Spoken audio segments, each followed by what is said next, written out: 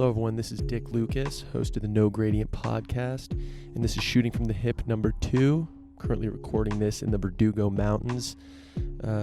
Self-quarantine, COVID-19 up here, alone, safe, and hopefully not going to catch anything or spread anything. So feeling good about that. The date is February 29th, 2020. It's a beautiful Saturday here, and we're gonna get right into it. We got a lot of cool stuff we're gonna riff on today. Blockchain stuff, broader technology news, finance news, U.S. news, world news. Those are the categories for the different things I'll be riffing on today. We're gonna talk about one prediction I've added to No Gradient. We're gonna talk about some No Gradient Tracks stuff. No Gradient Tracks is a project where I track the forward-looking statements of things I come across in public discourse, and then I track the accuracy of those over time. So we had something with the Weinstein case come back, so we're tracking something there, so I'll report on that. And right on, we are good to go. Also, if you have any feedback, the only feedback I got for the show was that my dogs were shitting in the background the whole time, which I appreciate that. At least you watched, up to 9 minutes of it. So I appreciate the homies reaching out with that. But if you got any other feedback, the show format, the things I cover, hit me up, dick@nogradient.com, Twitter, Dick C. Lucas, wherever. Yeah, just hit me up. Let me know what you're feeling. Text me if you have my number. Let's keep going. But first, I want to shout out Shroomshot. These are my homies started this company, Shawn, Dunn, and Justin Dunn. I'm pumped about what they're doing. It's a probiotic mushroom drink. Now, they're not paying me to say this. These are my homies. They're trying to get something off the ground, and I'm gonna fucking shout their shit out. They have 2 drinks right now. One is a lion's mane mushroom shot. The other is a turkey tail mushroom. Both have different effects, and the effects, people that listen to the Joe Rogan podcast and shit like that know that mushrooms have some interesting effects. Now, these aren't psychedelic mushrooms, anything like that, but I'll tell you from personal experience. Now, everyone's gonna have a different reaction to this stuff, but the lion's mane mushroom, you take 2 of these shots, you're feeling an active effect in your head. You're feeling buzz, and you're feeling ready to go. If you're in the LA area, they're in a lot of health food stores. They're also looking for someone to help them with marketing. They're looking for someone with that. So if you're interested in the health food space, they're in Erewhon, they're in some other places. Check it out. They're also on myshroomshot.com. You can order online. It's a cool project. I love what they're doing, and check it. Right on. Okay, so let's hop into it here. So I'm going to start with some No Gradient Track stuff. Hey, how you guys doing? You guys are good. I'm just riffing here. You guys keep walking through. You're good. Okay, so the first thing, this was I was tracking the statement. This was about a couple months ago. Statement made by a publication called Epsilon Theory, and it said, "I think Harvey Weinstein will be acquitted in his criminal trial, or at worst, he'll plead out to a much lesser set of charges." So, as we know, Weinstein was found guilty of 2 felony sex crimes and faces a possible sentence of between 5 and 29 years. So he hasn't faced sentencing yet, but the reality is he's, the rich guy. The rich guy didn't get off. The justice system got him, and he still has some stuff to face in Los Angeles as well. He did not get found guilty of the most serious sex crimes that were filed against him, but he was found guilty of some. So that's a win. And God bless this guy. I tweeted at him because I said, "Yo, bro, you said this, but turns out justice prevailed." And he retweeted it and said, "Yo, I've never been more glad to be wrong." So this is, again, No Gradient Tracks, interesting project. I'm trying to, if I see something, I'm going to track it, and then I'm going to report back to the person, be like, "Yo, you said this thing, and turns out this thing happened, or it turns out you were right." Pat on the back.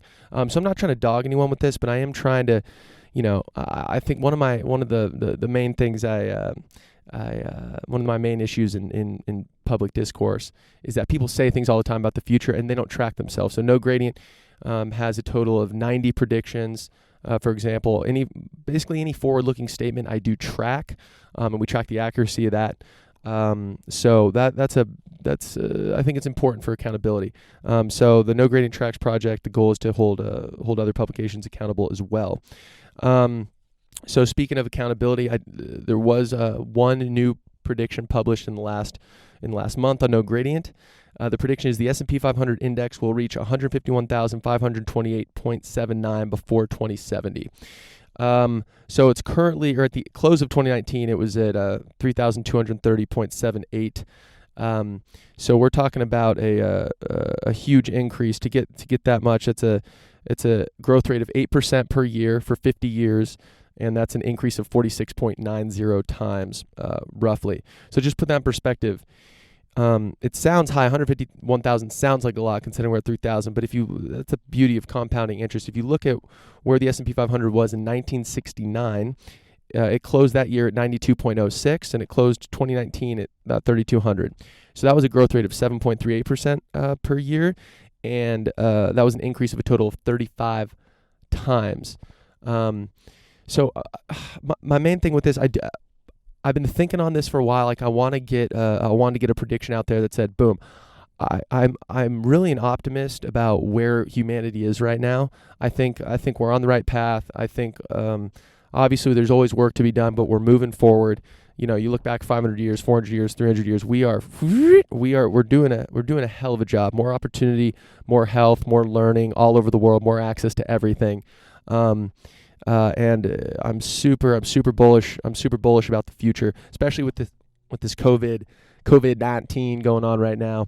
The markets are taking a bit of a nosedive. People have been texting me. I've been seeing people on Twitter kind of freaking out about the equity market. Guys, everyone, especially if you're young, you're saving for the long term. You got money in 401k. You got money in an IRA. Relax. First of all, you shouldn't put any money in the stock market that you need in it, soon.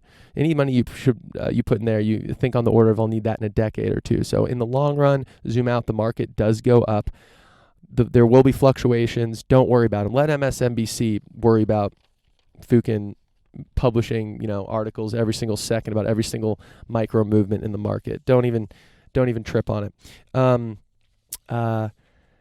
So that's the one prediction I published this last month, and I think Mark Andreessen he said this in a podcast. I'm going to write more on this because I think it's really cool what he said there's this people talk of the singularity, basically when humans get to a point when humans get to a point where they invent machines that basically just everything just gets better immediately. Well, if you don't think the machines are all going to kill us, but basically he thinks this is a science fiction thing. He thinks this started happening 200 years ago with the Industrial Revolution. So he thinks we're in the midst of an insane growth and prosperity period. And I think he's right. I look around people, I'm constantly telling people, the world is pretty damn good. There's some shit going down, but overall it's a hell of a lot better than it was 100 years ago, 200 years ago. You just got to zoom out. Don't let the headlines of the year or even the past few years or whatever, don't let the headlines of the day get to your head. The human progress, we're marching on, and we're going to keep marching on, and it's epic. That's kind of that's the prediction there. Okay, so now we're going to get into we're going to riff through the news, and I'm going to riff through all these sections of the news that we've seen or that I mentioned earlier. We're going to start with blockchain, but then we'll end with some no gradient tracks stuff. So these are some forward-looking statements that people have said. Actually, you know what? I think I'm going to start with that. Let's just start with that because there's some good shit here. Let's start with this. So again, these are the statements I've added from wherever I've seen them. I don't really have a formula for this. If I see a forward-looking statement, I'm going to track it, and it's a relatively reputable source, or at least the person on Twitter that said it has a few thousand followers or something. And I'm going to track it. So the first one, I think this is apt to what's going on right now. So Jack Bogle, the late Jack Bogle, he started Vanguard. He's kind of he's the granddaddy of index-based investing, which has proven itself time and time again to ensure that you receive your fair share of stock market returns by not getting fleeced in fees by Wall Street. Okay, so In 2017, he did an interview with Morningstar. So this was from a few years ago, but I still think it was a decade out, with the time horizon a decade out. So I still think it's worthy to track. So he said, my reasonable expectations for the coming decade, as in my new book, The Little Book of Common Sense Investing, 10th anniversary edition, just coming out. I'm pretty conservative. By the way, this book is epic. I give it to a lot of college grads. I'll gift this book to them. A lot of family, like cousins. Well, I don't have that many cousins, but I've given it to them that are graduating college. The Little Book of Common Sense Investing is the only book you need to figure out how to figure out what the hell is the deal with stock market. What does it mean to save? How do I tap into this? So it's really good. Anyway, so he says he's pretty conservative. I look at the source of returns. That's all I do. And the fact that other people don't do it that way, it doesn't bother me in the slightest. I look at investment return, and that's today's dividend yield, which is less than 2% for the S&P 500. And I look at future earnings growth. While future earnings growth has averaged 5 or 6%, I'm looking for a lower future earnings growth, say 4%. I got my 2% dividend yield. There's no arguing fundamentals of the marketplace. There's no argument about that. And I'm guessing the earnings growth will be slower. So that gives me a 6% investment return from the fundamentals of the marketplace. Now, the other part of it is not investment return, but what I call speculative return. That is valuations. If a valuation goes from 10 times earnings to 20, that adds 7% a year over a decade. It's kind of amazing. We're not anywhere near that extreme territory, but I think valuations will probably take 2 percentage points off a year. That's 6, getting to 4. Where does that come from? Well, we're looking at price to earnings multiple in the S&P 500. By my standards, past reported earnings, not by Wall Street standards, future operating earnings. There's a big difference between the two. So I have the price to earnings ratio at about 25 right now. If it goes down to 18, we'll lose a couple of points of valuation. We'll take that 6 down to 4. So he thinks basically the stock market from 2017 to 2027, he said over the next decade, is going to be about 4%.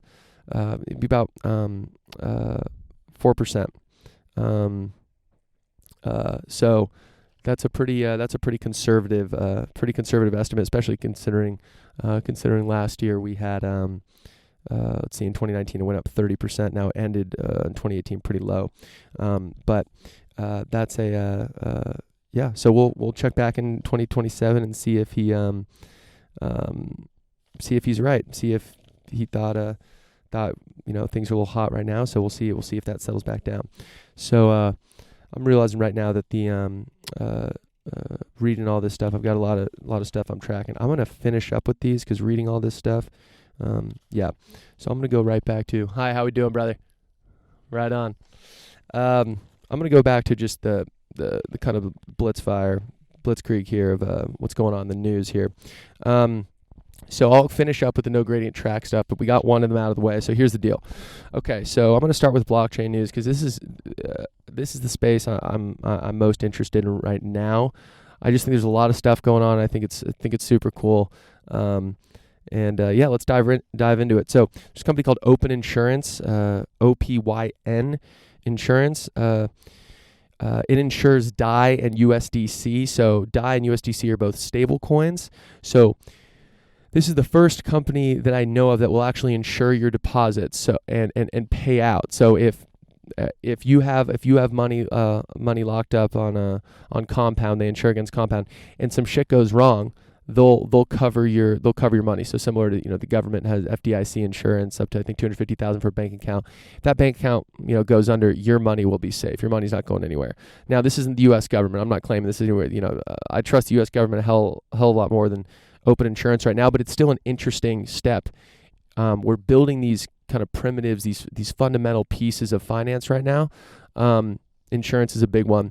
So I think it's a really cool project, and we'll see where it goes. There's a lot of stuff coming out lately, so yeah, it's an interesting time. So we'll see what happens with that.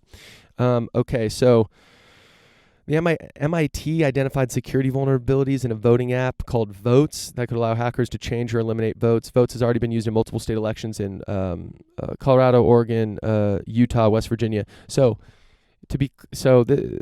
was sometime in early February. So there's this blockchain app called Votes.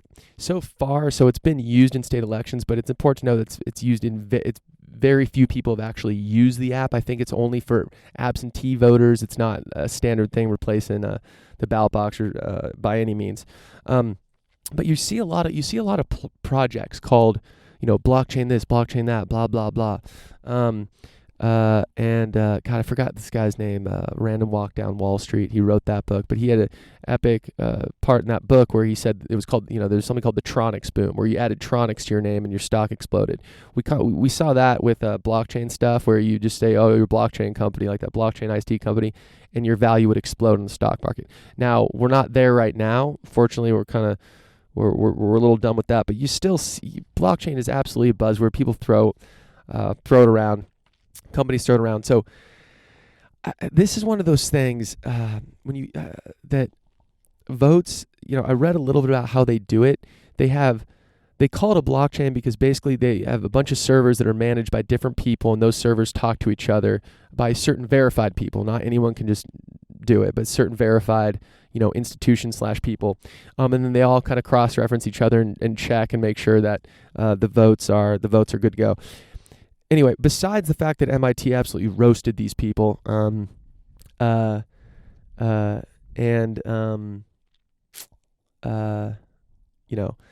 that the actual app itself is flawed. Before we even get to that, what about the fact that Fukin, that the blockchain, the fact they're calling it a blockchain application when it's just it's called an API as far as I'm concerned. When you have a bunch of people, there's a bunch of different servers managed, all counting this stuff, but they're managed by different people, and they're all talking to each other with some form of API. You don't just call it blockchain. It's called API access, and you guys are verifying each other's server, whatever. To call it blockchain, I think, is a little disingenuous. IBM does this with their blockchain supply chain stuff. I've talked to Greg Graves about that on a podcast with him about a year and a half ago, I think, something like that. But just because you call it blockchain doesn't make it any more secure. One of the fundamental things, again, the fundamental thing about blockchain, or one of the fundamental things is that not everyone has to trust each other. That's a huge part of it. If you read the Satoshi Nakamoto white paper, and I think that he released in 2009, that's what started Bitcoin. That pseudo-anonymous guy, no one really knows who he is or she, wrote this. And you just go back and read that, and that's kind of the deal with what blockchain is. It's the ability for anytime you see something where someone can't just spin up a server, start mining the transactions and start verifying them. I don't think you can call it blockchain. It's just API access. The blockchain, it's a bunch of parties that don't trust each other, that are all verifying transactions that not somehow using game theoretic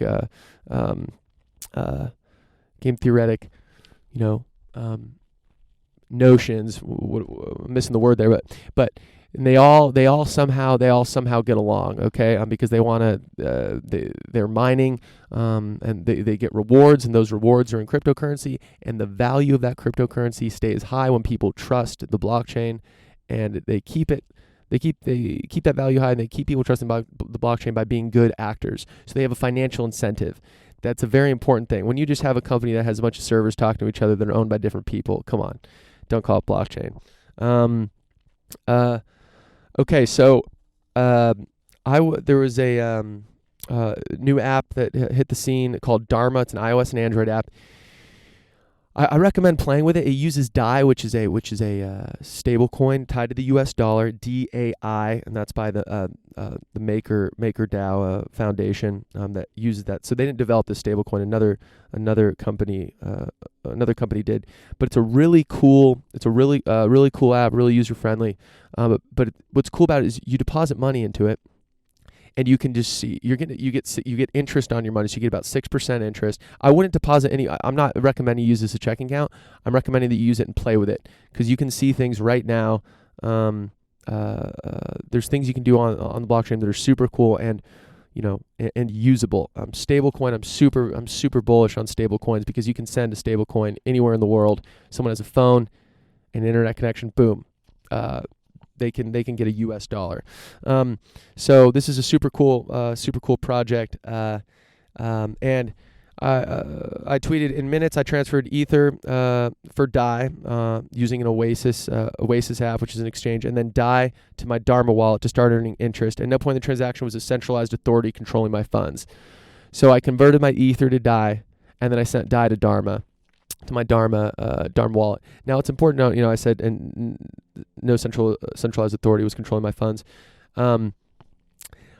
An interesting thing right now is that a lot of these quote unquote decentralized apps, the people that run them have the master keys. So they can still do things with, if they really wanted to, they could screw you. So we're still in this kind of uncanny valley where we're saying you don't have to trust any third parties. But the reality is a lot of the stuff you do. Let's see, I think we got Compound. Compound is a Compound Finance is a cryptocurrency company or on Ethereum, built on Ethereum, that allows you to earn interest on your assets. So you can earn 6-7% on your U.S. stable coins, and they will they'll then loan out that money to other people. So then you can earn interest on it.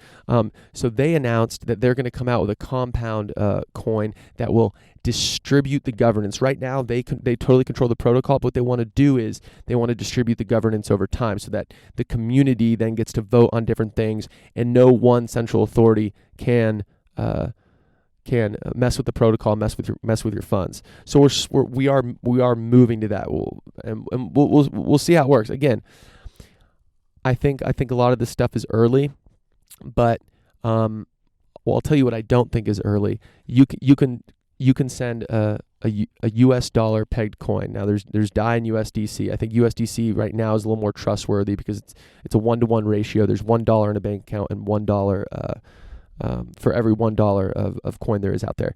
I can send that to anyone anywhere in the world right now. That is a fact. This isn't pie in the sky stuff. That is a fact. Now, if you want to talk about earning interest on that money, 6-7%, that's where it gets a little more. It's certainly possible right now, but that gets a little more. There's some dependencies involved in that that may or may not. Shit might hit the fan with them, but we'll see. We're still early, but I'm really liking where things are going right now. Okay, I'm gonna have to start moving a little faster through this. Okay, so the MIT chain letter, it's a really good newsletter. They come out with they talk about cryptocurrency once a week. Really good stuff. They're not talking about the price, they're talking about the technology, which is the most interesting part. So they said the cheapest electricity in the world at scale is in West Texas right now, thanks to a combination of factors, including a glut of natural gas from fracking and renewable power investments by the state government that have resulted in inexpensive wind power. So there's a company Peter Thiel invested in. There's some blockchain mining companies, some Bitcoin mining companies, mostly Bitcoin, I believe, going in to West Texas because the energy is super cheap there right now. So, and Bitcoin mining is an energy intensive process, so they're setting up shop right there. So that's super interesting. Okay, so this next one, this is what I just tweeted this out. I like how I'm like, we're gonna talk about blockchain news, and I'm just talking about things I've tweeted out. Jesus Christ! But we're categorizing it here. So killer crypto app. Here's what I think a killer cryptocurrency app is. Provide fiat on-ramps for as many countries as possible. Leverage user address books so users can easily pay contacts. Become the world's Venmo. So right now there isn't, there isn't a popular. If you've ever gone international and tried to pay people and split a bill with a Frenchman or a German, God help you. It's a nightmare. PayPal will fleece you with fees. You can use cash, of course, but you can't just PayPal them or Venmo them. Venmo's U.S. only. PayPal does go internationally, but again, you're going to get fleeced on fees. So I think a really cool project, a really cool, simple use case, not pie in the sky again. I'm not talking about all the things, blockchain's going to take over everything, blah, blah, blah. I'm not even talking about that shit. I'm talking about the things you can do right now. Just a worldwide Venmo that instead of sending US dollars, it's sending a stable coin. And then because at some point you give me, if I send you USDC, a US dollar back stable coin, you're like, what the fuck do I do this? I'm not going to go to 7-Eleven and spend this. I can't pay my credit card off with this. Exactly right. So you got to convert it back to your local currency. What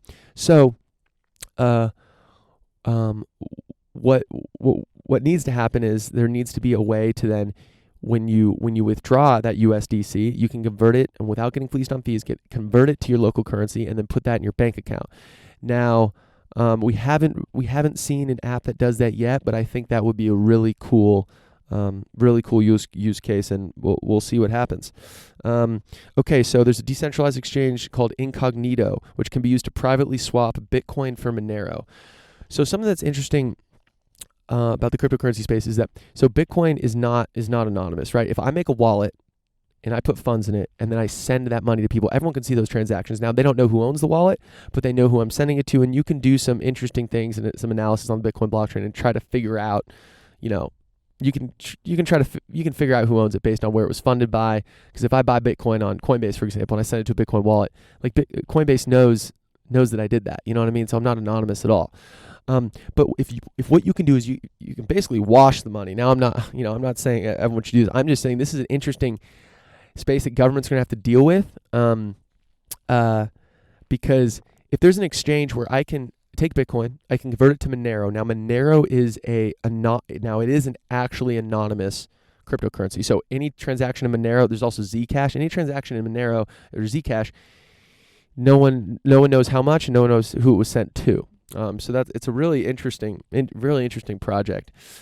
Technically, the problem it's technically solving is huge. But if I can convert, I buy a bunch of Bitcoin off Coinbase, convert it to Monero, then convert it back to a different Bitcoin wallet. Boom! All of a sudden, that money's washed. Now, that new wallet I just sent the money to, I don't know where it was from, have no idea. Bada bing, bada boom. Now, it's not completely airtight, but there's interesting things where centralized exchanges may be required by the U.S. government to say, if any of this money ever came from this exchange Incognito, or it came from Monero, was converted, we're not going to. The U.S. government could tell these exchanges, you can't accept that money because it could have been washed. It could. You don't know where it was coming. It could be funding terrorist stuff. It could be funding drug stuff. You have no idea. So this is an interesting thing that we're going to have to deal with as a society. Now, yeah, and I don't believe in the whole, everyone should have control over their funds. Well, I do believe you should have control over your funds, but I don't believe that carte blanche, you should be able to do whatever you want with them without anyone to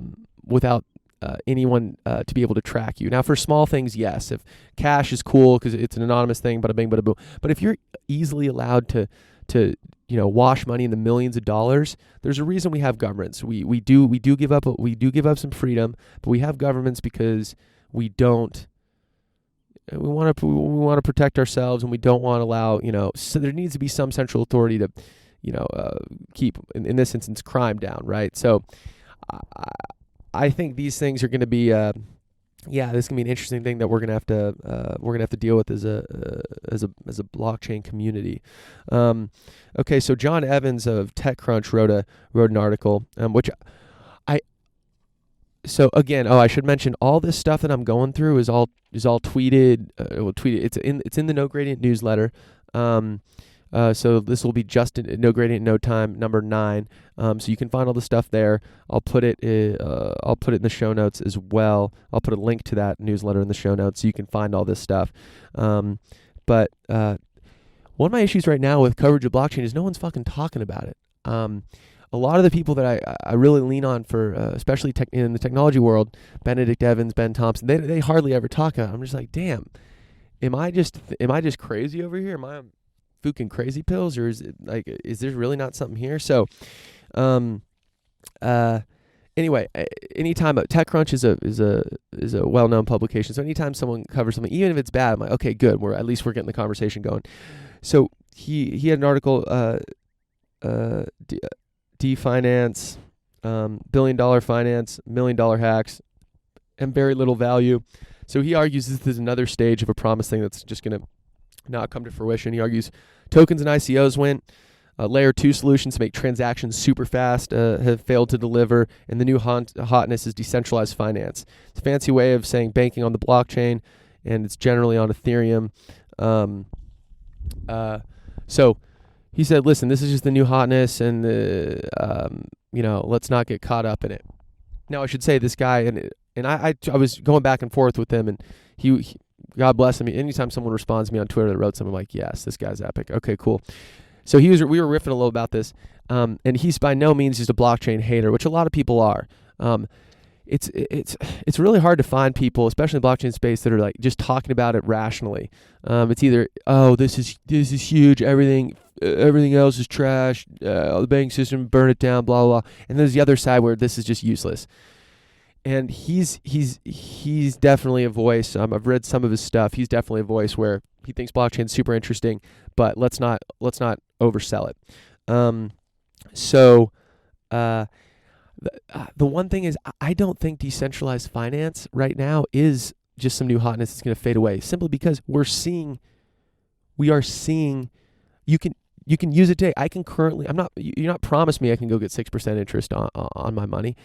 I can do that right now. Now, again, I'm not going to recommend, I'm not going to put all my money in compound finance or Oasis. There's different things you can get interest on your money, but I'm not going to go do that. Put all my money there because, it still needs to get battle tested. Who knows? Some things could still go wrong. But the fact is I can do that. This isn't some pie in the sky stuff. And I can send you a US dollar anywhere in the world. If you have an internet connection and you have a phone, I can send it directly to your phone. Bada bing, bada boom. That is huge. That's unbelievable.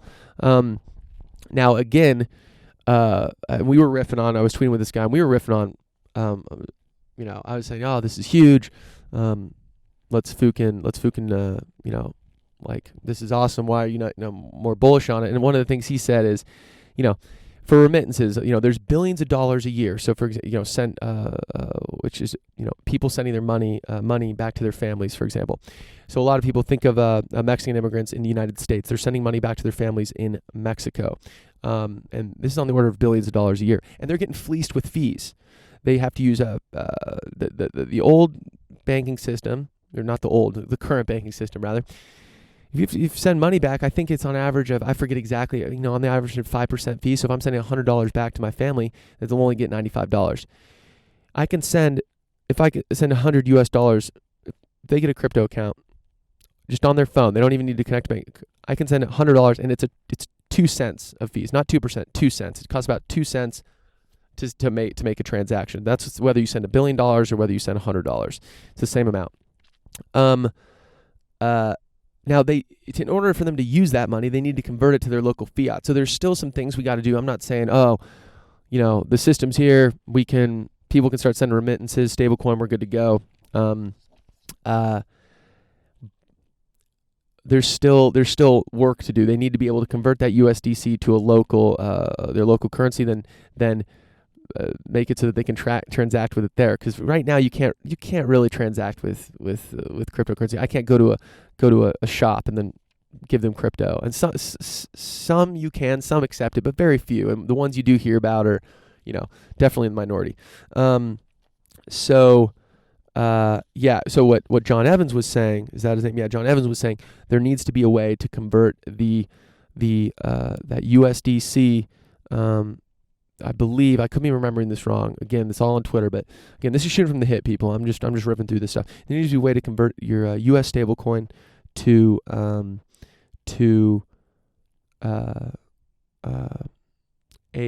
local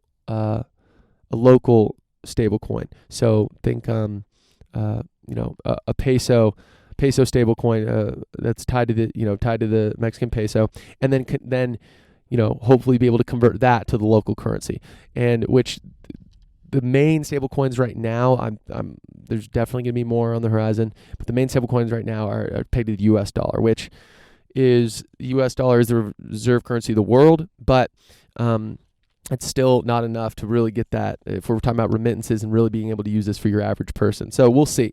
I think there's still some more primitives that need to.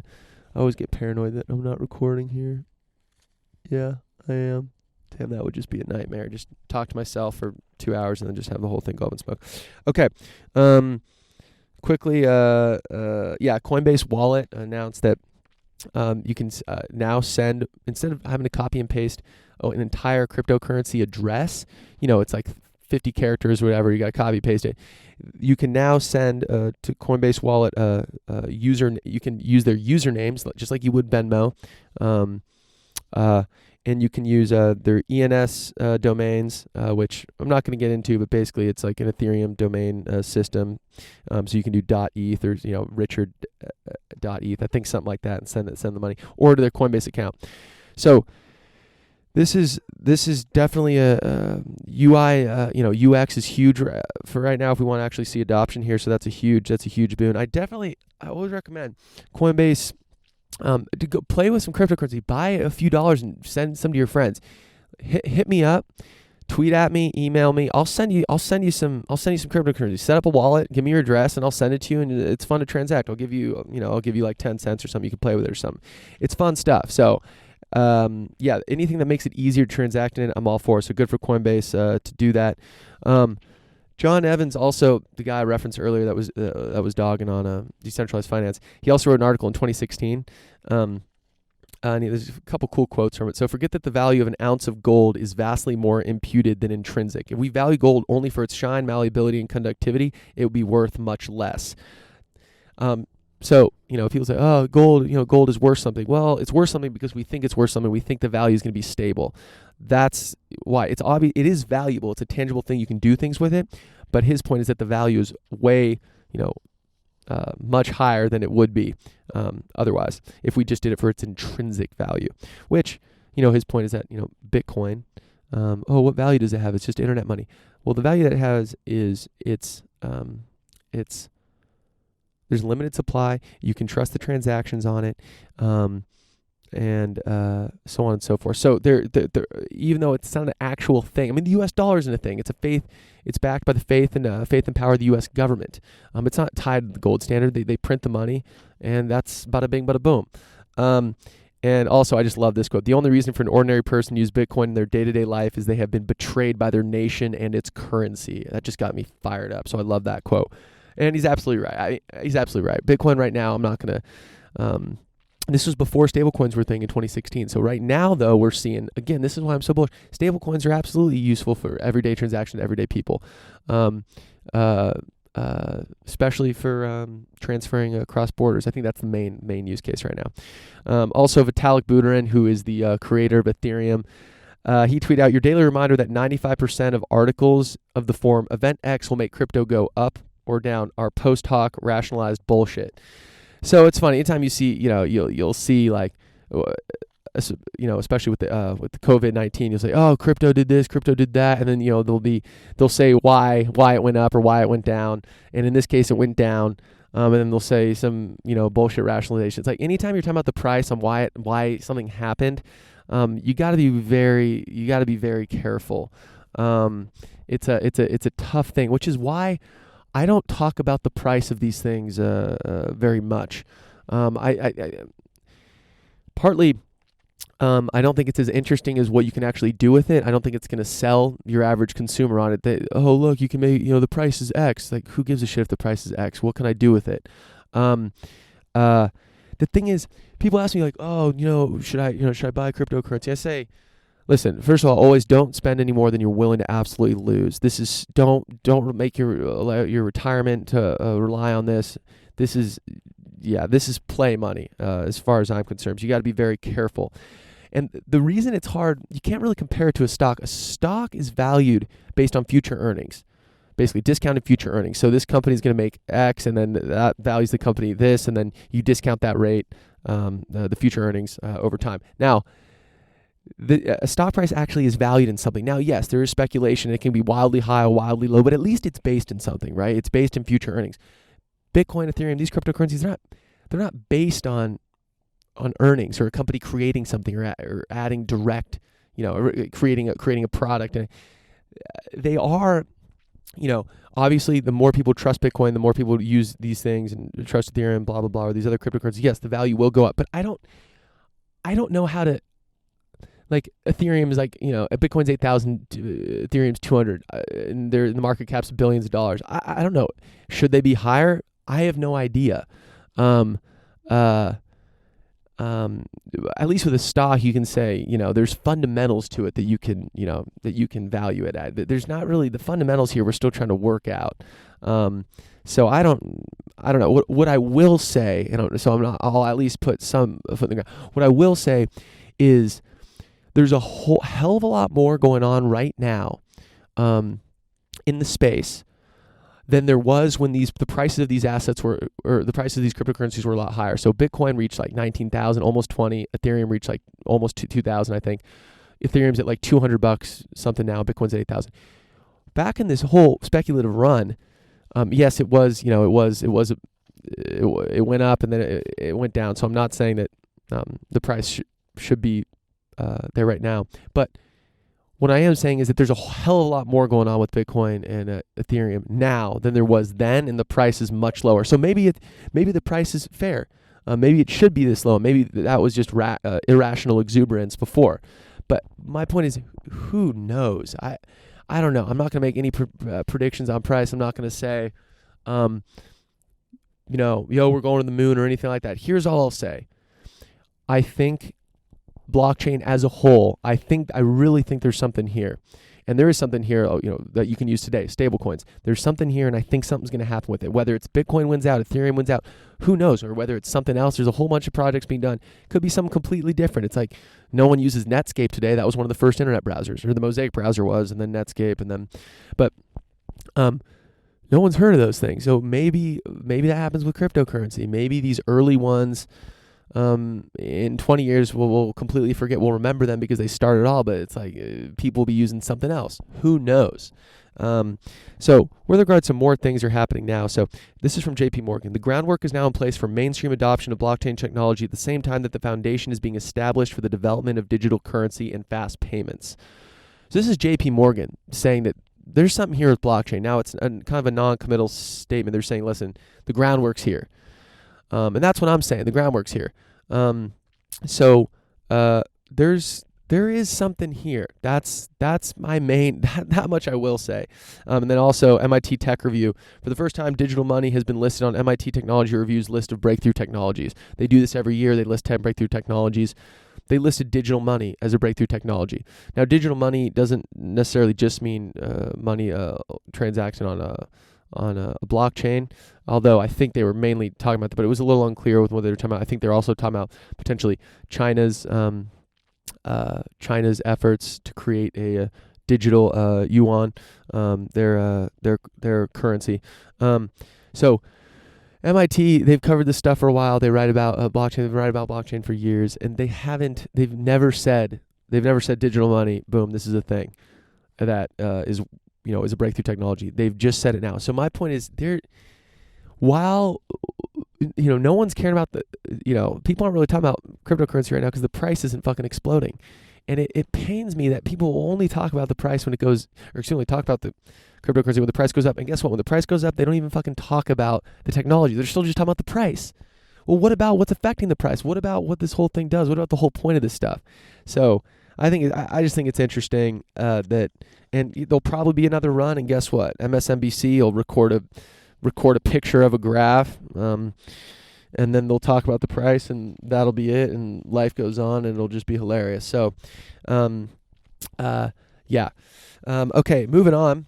We're going to talk more about just general technology stuff. We're going to talk about finance, some finance stuff, and we're going to talk about some world news and U.S. news. Now, I don't know how long I've been going here. Let me try to see here. 43 minutes. Holy shit.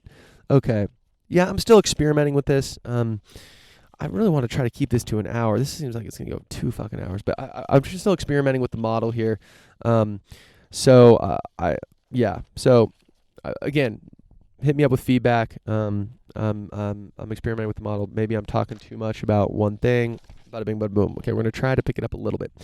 Okay, so technology. Just general technology news. So Standing on the Shoulders of Giants by Benedict Evans. He does a macro post every year of what he sees in technology. I think he's my single biggest source of technology news that I lean on.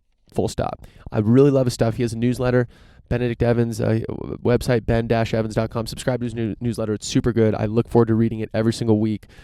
He does excellent presentations. I really love. He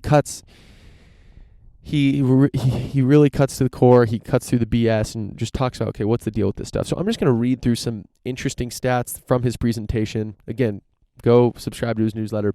But just some things to put things in perspective here.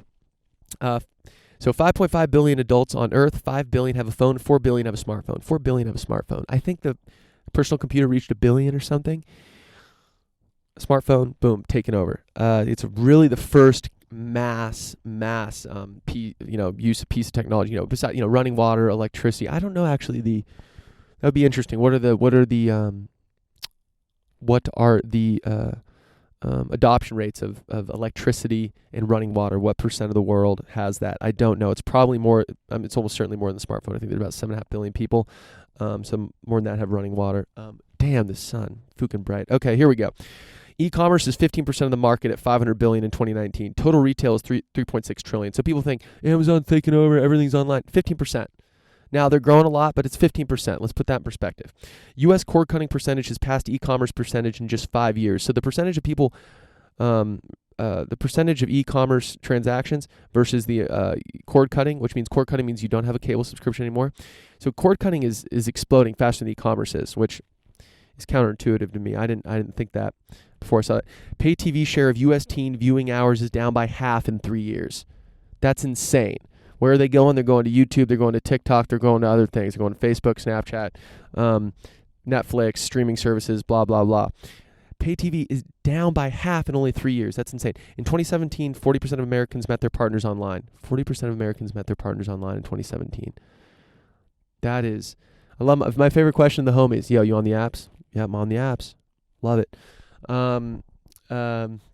Yeah, that's how people meet. And I'll tell you this, I do think that there is because so many people meet online, now there's a market that's untapped when you're just out and about.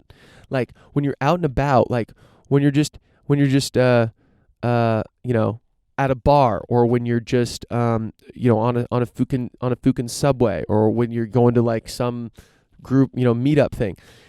So much of dating, I think, happens now through apps that people just forget that you can fucking look over to the person next to you and strike up a conversation, and then something goes on. Yo, let's go on a hike, grab a cup of coffee, whatever the food. People think that doesn't happen, and all of a sudden, if you do it, you completely set yourself apart. So there's your dating advice from Dick Lucas No Great. If you fucking see someone and you're riffing with them, dude, yes, I'm not dogging on the apps. What I am saying is now there's an untapped market. All of a sudden you strike a conversation in public with a girl or a dude, and you're talking, and you get their number. It's like boom, people love meeting like that. Like, don't forget you can meet like that, people. Anyway, next one. U.S. pay TV subscriptions down 20% and falling. Yes, love it. Streaming's taking over. Okay, so this is an interesting thing from this guy named Ali Yahya. Don't know if the pronunciation is correct. He's a partner at A16Z. A16Z is one of the leading venture capital firms in Silicon Valley. He had a great Twitter thread about the internet. So he said, IP is internet protocol. That's how data is transmitted on the internet. IP doesn't care about the kinds of applications that developers might build on top of it, nor does it care about the physical technologies, cable, fiber, radio, etc. It is mind-blowing that roughly the same protocol designed for the internet protocol has taken the internet from nothing to 15 billion connected devices and has survived for 40 years through the period of the fastest technological change in history. It's actually insane. So there were some other competing things before IP. There were some other things with more features. The internet protocol is very minimal on the feature front, but it is super, super flexible. So if you think about it, we went from static web page, or colleges talking to each other, sending data back and forth, into static web page with bullshit clip art, to that same exact technology. Internet protocol, that same protocol is now powering 4K streaming and is now powering Fortnite multiplayer games. It's powering the same shit. It's unbelievable. It's an unbelievable. I don't know much about who designed the internet protocol, but they deserve an absolute pat on the back. It's truly an amazing technology. The fact that we haven't had to just revamp it over the years. Obviously, it's so great because things are able to be built on top of it, yet the foundation stays the same. It's super, super cool. Okay, we got some shade here. That's epic. Okay, so this reminds me, Bezos gave up, this is God bless Bezos. Before he was now like the richest man, before he was the richest man in the world, and like his wife, all that, and now he's divorced. And before all this shit was happening, he was a jolly old guy that thought shopping online was going to be the thing to do. He quit his corporate job on Wall Street and went and did that. He was a smiley guy. He was balding. He was cute. Now he's a cobra, not as cute, but he's, he's still chill. But anyway, he gave a cool presentation on electricity. And he talked about how there didn't used to be outlets. The first use of electricity that was taking people's homes, it was light. You had a light bulb. That was the first major app for electricity. And so when other things started to be developed, other electric things with electric motors, what'd you plug them into? Not the outlet. You plug them into the wall socket. Or not the wall socket, the light socket. So one of the early things electricity used was an early washing machine, which was super dangerous, and it didn't have an off button. So these things you plug into the wall socket, you would... the wall socket, the light socket didn't have an off button. You just plug it in, and when you were done using it, you unscrewed it. So it's just a super interesting thing. He was likening his whole point of his presentation was the early internet was like, it's pretty trash right now, but it's going to get better. And he was right; it did get better. Similar with electricity. So think of electricity as the internet. You had to use light sockets. You couldn't. There's no off buttons. You had to unscrew it if you wanted. But now look at the same technology that was powering our lights is now powering all the fucking gadgets, all the TVs, all the cable boxes, all the, fucking ovens, smart devices, whatever it is in our house. And it's super fascinating. So now we also obviously have wall sockets, but it's really cool. It really makes you think about when you're designing something, you got to know where to add the features and where to add the flexibility. So something like electricity, wall sockets, the internet, you want to keep it as flexible as possible. Now this makes me think about the USB is similar to this. So there's no different internet protocol is the same all over the world. There's different wall sockets all over the world. Different, if you travel, you got to have a converter, all that bullshit. USB is kind of becoming the new. I saw a tweet recently that said this USB is kind of becoming the new standard wall socket, because when you travel, what do you need to charge? Your phone, your computer. You can charge those things with USB. Increasingly Type C. MacBooks are Type C. You can charge with that. So it's really an interesting thing. So something like USB, you don't prioritize something like USB or IP. You're not prioritizing all these features, although I'd say USB that iterates every year and there's new ones and shit like that. But it needs to be super flexible. Whereas something you're building further away from the stack. So if you're building an app or something, you add as many features, do all this type of stuff that you want. You don't need to worry about other people using it, at least not yet. Other people, tying into it. So you can have a lot more flexibility and do all that shit. With something that is a fundamental thing that a lot of different things plug into, you want to keep that as flexible as possible and let the innovation happen outside of it. So it's just an interesting thing to think about. Okay, Facebook. Hold on. Let me get a little shroom shot in here. This is their golden immunity one. This is their ginger, turmeric, turkey tail. Look at it. Shake that up. Shake it up. Again, shout out Shawn Dunn, Justin Dunn. This is a probiotic fucking drink, which means you got to keep it refrigerated. It's alive. It's gut health is a big thing these days. We were talking about gut health this, gut health that. This will help with that. It's got kombucha vinegar in there for preservation. It'll last about 3 months. You got to keep it cool. Of course, it's out here in the sun, but a few hours ain't gonna kill you. So I'm trying to open this with one hand here. I'm just thirsty. I was gonna go for the water, but I got this shroom shot right here. Let's keep the plastic right here. It doesn't blow wet. Shake that up. Mike shake. Okay, I'm gonna drink this now. Gonna down this. Okay. So Shawn Dunn, Justin Dunn, love you brothers. Keep doing your thing. Let's see what happens with this shit.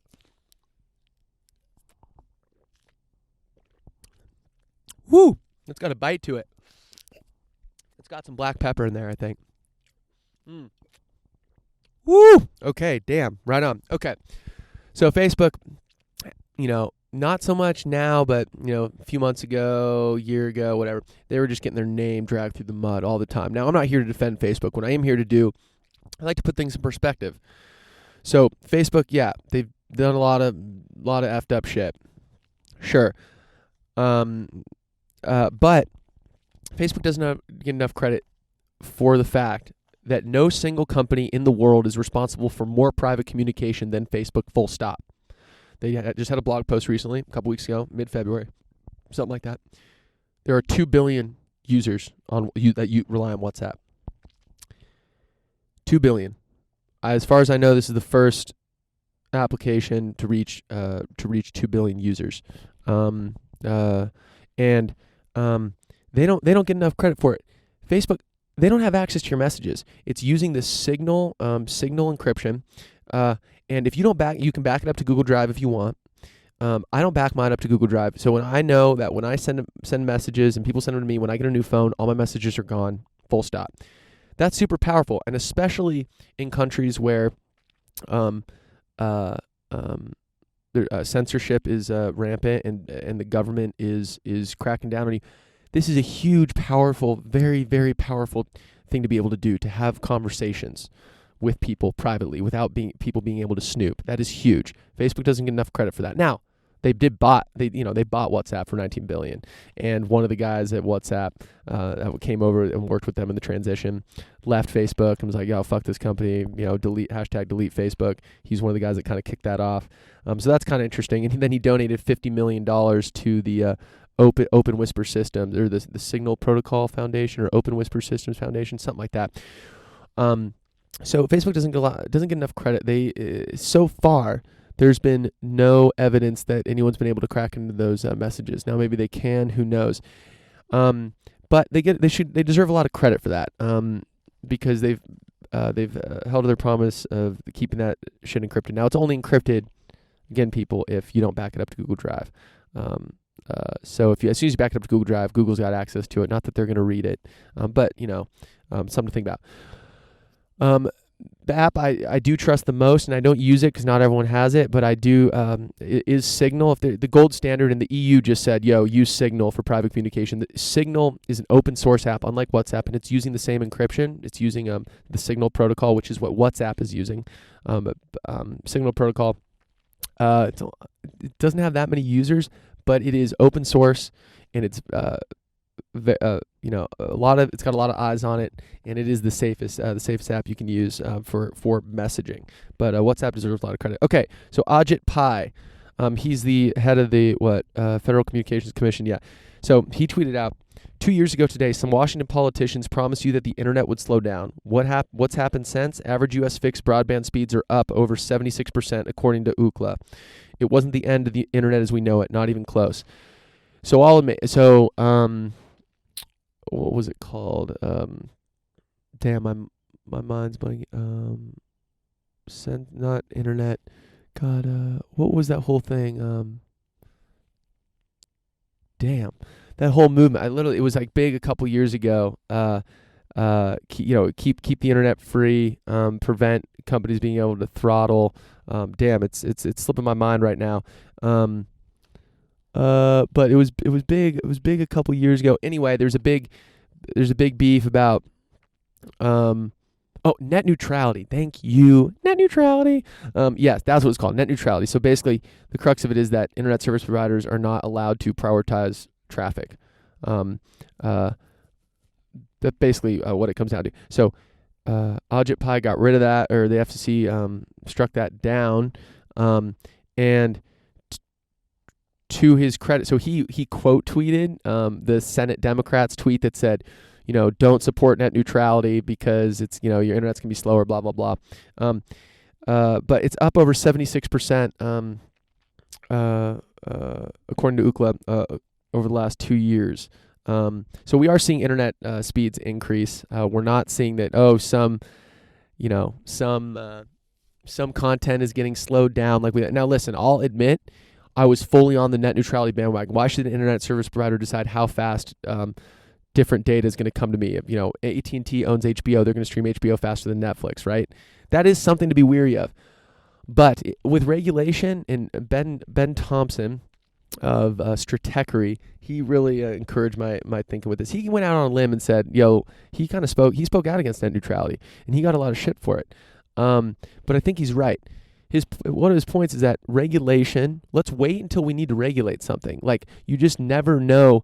If you regulate too soon, number one, the regulation might be bad. It might be incorrect. But number two, you might be regulating something. You might have prevented something that would have been possible had you not regulated. You might have hurt the flexibility of what the industry could have done. So listen, I'll be the first one to say. So I was all on board with net neutrality bandwagon. Then I started to think when he started to write about that, and then I kind of went dark. It hasn't really been in the news, but guess what? Internet speeds are increasing. I want them to increase faster, but they're increasing faster. We are getting content faster across the board. So that's really good. I think, this isn't a partisan thing. Faster internet's, better for everyone. No Republican or Democrat's going to say, oh, I want slower internet. So that's cool. The internet's getting better. Internet's getting faster. And we're not seeing this throttling that we thought we might see. Okay. Oh yeah, I should have. So this is an interesting thing I just want to riff on.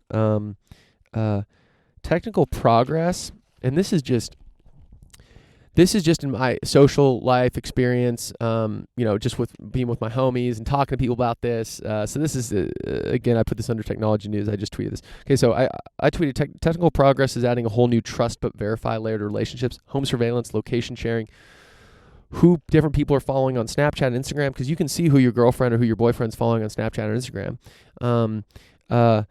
And then there's like passcode sharing. Do you give your significant other your passcode so then they can have access to your phone and look through your shit? Now, right now, there are the means to, and I've seen it. I've seen it. There are the means now, to you put a surveillance system in your house. You put something that monitors the front porch. It's very easy to share location on Google Maps. Share location on iPhone to iPhone. It's very easy. I know people that have gotten in trouble for who they're following on Instagram, because their significant other sees them and sees who they're following. Why are you following this person, or why are you following these types of people? Like, it's just a whole new interesting layer, a whole new war zone for people to beef on, and I just think it's super interesting. You can fucking, I think, back in the day. 40 years ago, 30 years ago, 20 years ago, even 10 years ago, location tracking, sharing location wasn't a thing. People didn't have cameras at their houses. It was a hell of a lot easier. Let's call it what it is. It was a hell of a lot easier to cheat back in the day than it is now. And it's interesting. You're seeing that these I'm seeing early marriages. I'm seeing people are using these technologies to track each other. Now, there's certainly ways to use these things in a helpful, way. Not a helpful way, but a healthy way, right? Like, just because you have a camera at your house doesn't mean you're tracking your significant other. Just because you share location doesn't mean it's like draconian. You've got each other by the balls. It's not like that. But you can definitely, listen, I've seen this happen. I've been out with homies, and their significant other texts them, "Yo, where are you right now? I can see that you're here. I thought you were going to be here." It's like, come on, bro. Like, there was a change of plans and the homies are kicking it. You know what I mean? Like, it's a whole nother thing that, people got to go to war with. My personal take on it is, if you want to share location, I think a lot of time it's a logistical thing, right? Like, if you know where your significant other is all the time, that makes it convenient. When they're going to be home, shit like that. Don't use it in an unhealthy way. If you find yourself checking in on your significant other and like just spying on them, like, oh, where are they during the day? Where they said they were going to be here? Then I really think you should turn it off. And if you're checking your home surveillance system randomly because you're on a business trip, and you're checking your home surveillance system because you think your significant other might be having someone over or something like that, you really got to ask questions. Should I be in a relationship with this person? If the thing that's keeping them loyal or keeping them from not lying to you, it's not necessarily just cheating. It could be they could be going to go secret bowling lessons and you don't want them to bowl. Whatever it is, you maybe shouldn't be with them. Or you should have a serious conversation about trust. You got to trust. These things don't make you trust. Just because I have your location doesn't make me trust you more. Just because you have mine doesn't make you trust me more. It makes me able to verify some things. But anyway, I just think it's just an interesting technologies. It's providing for us some interesting situations. So, bada bing, bada boom. Okay, so I was just thinking about it. This is just something I was thinking about. Let's see what time we got here. Yeah, this is gonna be 104. Okay, yeah, this is gonna go. Damn, we're not even fucking halfway down. Whatever, we're just gonna keep riffing, and now I know that this shit was too long. Okay, so here we go. Decades on. Here we go. So decades on. I tweeted this. Decades on, the best network is still the collection of phone numbers in your contacts. When you need help, it's the first network you go to. What are the odds the best person to help you is someone you personally know? Shows how much humanity is still leaving on the table. So we have all these new things. We have LinkedIn, we have Twitter, we have Facebook, we have Snapchat, we have TikTok. We have all these new things, these ways to reach out to people. But think about it. If you need to get a job somewhere, or if you need help with something, the first thing you're going to go to is to your phone book, is to your real contacts that you've met face to face, that you know, that you have a relationship with. This has yet to be disrupted. And I was thinking about this the other day because I was working on a project. I was like, okay, I need help with this thing. Who am I going to go out? I'm not going to tweet out, yo, I need help on a project. Yes, I could. But the people that would respond to that tweet, I most likely have their phone number anyway. And I would just text them directly. So it's still fascinating to me that this is partly why this goes to my S&P 500 prediction. I think we have so much room to go. The fact that the easiest way to build something, or like to connect with someone, or to not the easiest way to connect with someone, but the easiest way to reach out to someone and get help on something, is still your phone book. Now, what are the odds? Maybe in the future, in 2 decades or something, it's not going to be, okay, this person I have a relationship with. There's going to be things that we can connect with people that we've never met that are the right person to help us with that particular thing. So it's not a question of geography. It's not a question of your network. It's not a question of growing up in a rich area. It's not a question of going to a really good school, Harvard. As long as the Harvard network still matters, we still have so much work to do. Now, networks are always going to matter. We're people, we're humans, we're social. But imagine a completely flat world. What's that guy? The world is flat or whatever. Imagine a completely flat world where every single person can learn every single possible thing, has access to all the possible information in the history of the world through the internet, has internet access everywhere in the world. They can learn these skills. They can compete with everyone else in the world on a fair and even playing field. It's not just who they happen to know. It's the skills they have. So I just think there's so much we're leaving on the table that the people that are still, we're doing a lot better. The people that have created these tech companies, they didn't have some super rich kid network and built these amazing tech companies. They fucking learned a lot. They had a skill and they did it. It wasn't nepotism or anything like that. But I still think we have a lot of work to do. Until someone can compete directly with me for the same job in sub-Saharan Africa, we still have work to do. In a village in sub-Saharan Africa, they like technology. They want to learn about it. Soon, satellites will give them internet. Soon, they'll have a really fast phone. Or any port. I'm not just talking about Africa. Africa's fucking huge. There's a lot of huge cities, really nice cities there, obviously. But and there's a lot of connectivity. There's a lot of business going on. Blah blah blah. But I always think about this. As soon as a villager as soon as someone that in the sticks, that's not in a city, can compete with me, or anyone that I grew up in a very I grew up in a city. I'm very lucky to have grown up where I am. The opportunities I have, the flexibility I have, I'm very lucky. A lot of us are lucky. If you're listening to this, you're probably super fucking lucky. As soon as that person can compete with me on an even playing field, then I think we've made it. Now, what would that look like? Well, if they could, let's just use, I'm an Android developer. Let's just use that. They could learn Android development and they could apply for the same jobs that I'm applying for. Right now, you can't really do internet connectivity is rough. You can't really learn development on a phone. You kind of need a computer, but we'll get there. So anyway, I think there's a lot of work to be done, and I think the humanity is just starting to unlock its potential. Okay, so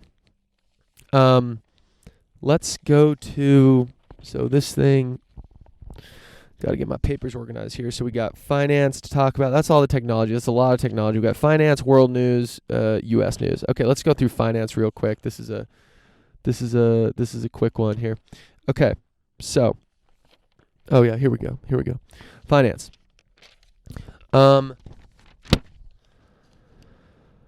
Okay, so so Matt Levine has this epic newsletter called Money Stuff. He writes for Bloomberg. Anyway, he said something really interesting. And he said, and yet while this analysis is obvious, it feels somehow old-fashioned. U.S. public stock markets, it is fashionable to say, and I've said it, are not really for raising capital anymore. Big public companies now mostly use the stock market as a way to return capital to investors. U.S. public companies now buy back hundreds of billions of dollars more stock than they sell. Public stock prices are now supposed to influence capital allocation only in indirect ways. Venture capitalists give money to small startups because they hope to take them public in a receptive market years from now. Bond investors lend money to public companies because their stock prices inspire confidence. Employees prefer to work in companies whose stock grants appreciate, that sort of thing. It just feels sort of naive and unsophisticated to think that public companies would want to have a stock price so that they can sell stock for a lot of money. Who sells stock these days? Well, Tesla. So Tesla really, sold $2 billion more worth of stock. Remember, the stock market is for raising money. You can now raise so much money in the private markets that, to Matt Levine's point, you can now, you can basically, the public markets are basically just to get liquidity, so you can get the best price for your shares. It's not necessarily to raise money. And I didn't even realize you could do this. Well, I guess I didn't really think about it. It's not really top of mind. Companies don't do this often. But you can issue, after you've gone public, there's nothing stopping you from issuing more shares. His point was that Tesla's stock price was exploding. If more people want your stock, if there's higher demand for something, okay, raise more money, increase supply. Let people buy more. They want your stock. They're willing to pay top dollar for it. So I think that they raised $2 billion, I think. They issued $2 billion worth more stock. So it's just kind of interesting. It's just an interesting little thing. Okay, this is next one is a tweet from Eddie Elfenbein. He says, cool stock story. In the 1880s, the Texas and Pacific Railroad tried to connect Texas to the West Coast. It failed, but the bondholders got shares of a trust that holds Texas and Pacific's railroad land in the Permian Basin.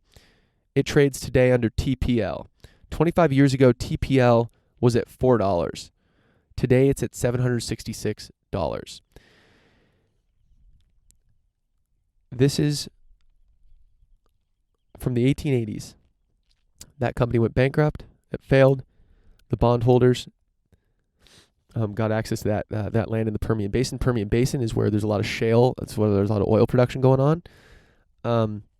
Now it was $4 25 years ago, $766 today. This is part of the reason I think finance is so interesting, because I think finance, a lot of it, or finance or companies or markets, it's really just a proxy for what humans want, what they need, what they're trying to do. In this case, so it's just very related to the wants and needs of humans. So I really like, so on one hand, it's super interesting because that, on the other hand, there's long time horizons for this shit. It's not just, a lot of people think Wall Street's short-term thinking. Yeah, sure, it absolutely is. A lot of it is. But still, a lot of it is, I could have bought shares in a company in 1940 and still have those shares today. And I could still trade those shares today. The financial markets are on the order of century and, decade-long time scales, right? Like, this is a fascinating thing that TPL, it was just probably sitting in some people's fucking trust, like, oh, I have these bonds, it's in my name, blah, blah, blah. And boom, now oil's discovered there, and it really starts, production starts ramping up. And now that bond that you happen to have 1,000 of them, that were $4, $4,000. Now it's worth $766 per. That's insane. And this is from a company in the 1880s. You're still making money off it. It's just insane. A company in the 1880s went bankrupt, and now you have, it echoes through eternity. It's just fascinating. It's absolutely fascinating. Okay, so this is where I think I can cut a little bit of time off here. Okay, so Warren Buffett, his Berkshire Hathaway 29, I think it's called, 2019 shareholder letter is out. I have a lot of like favorite parts of it. I'm not going to go through it all. If there's few things I recommend people read. Like there's the Matt Levine Money Stuff newsletter. There's Stratechery by Ben Thompson. There's Benedict Evans, who does his weekly newsletter. There is Peter Zeihan, who does his newsletter that I'm really interested in. We'll talk about more about his stuff. The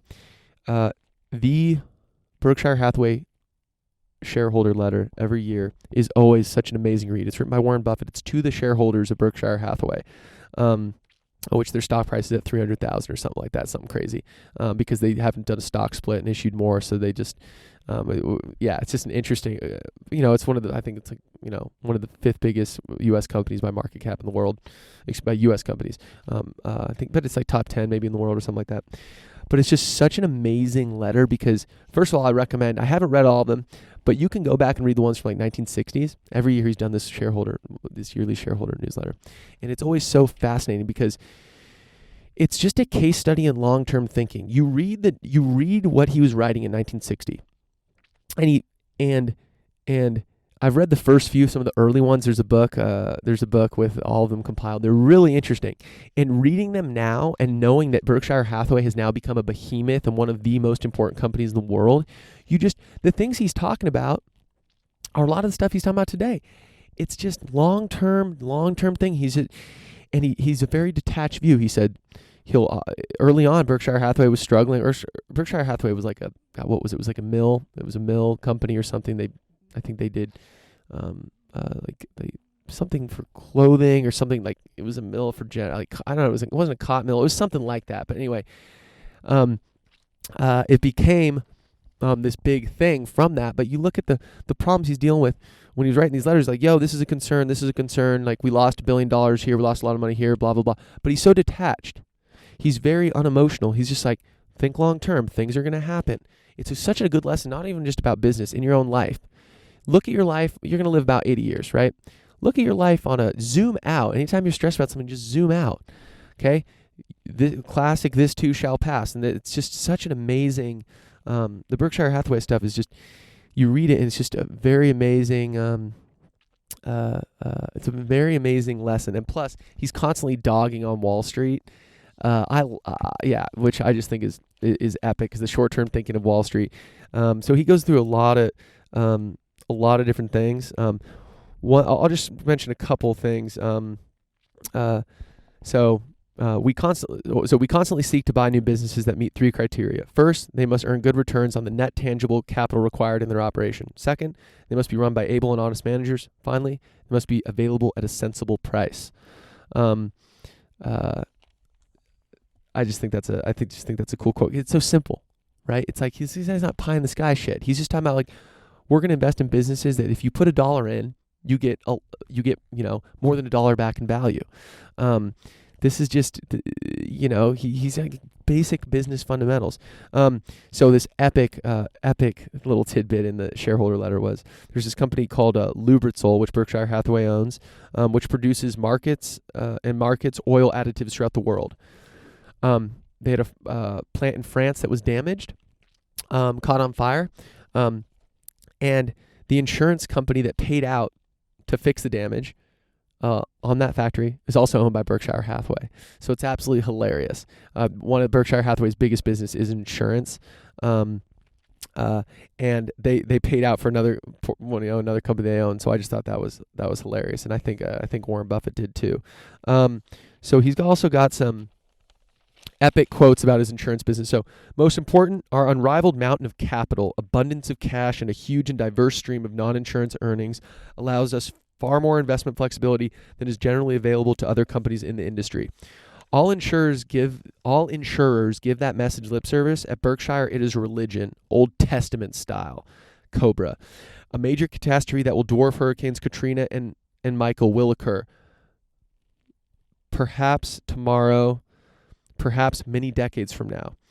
And he also talks about, possibly it's a cyber attack, possibly it's something else.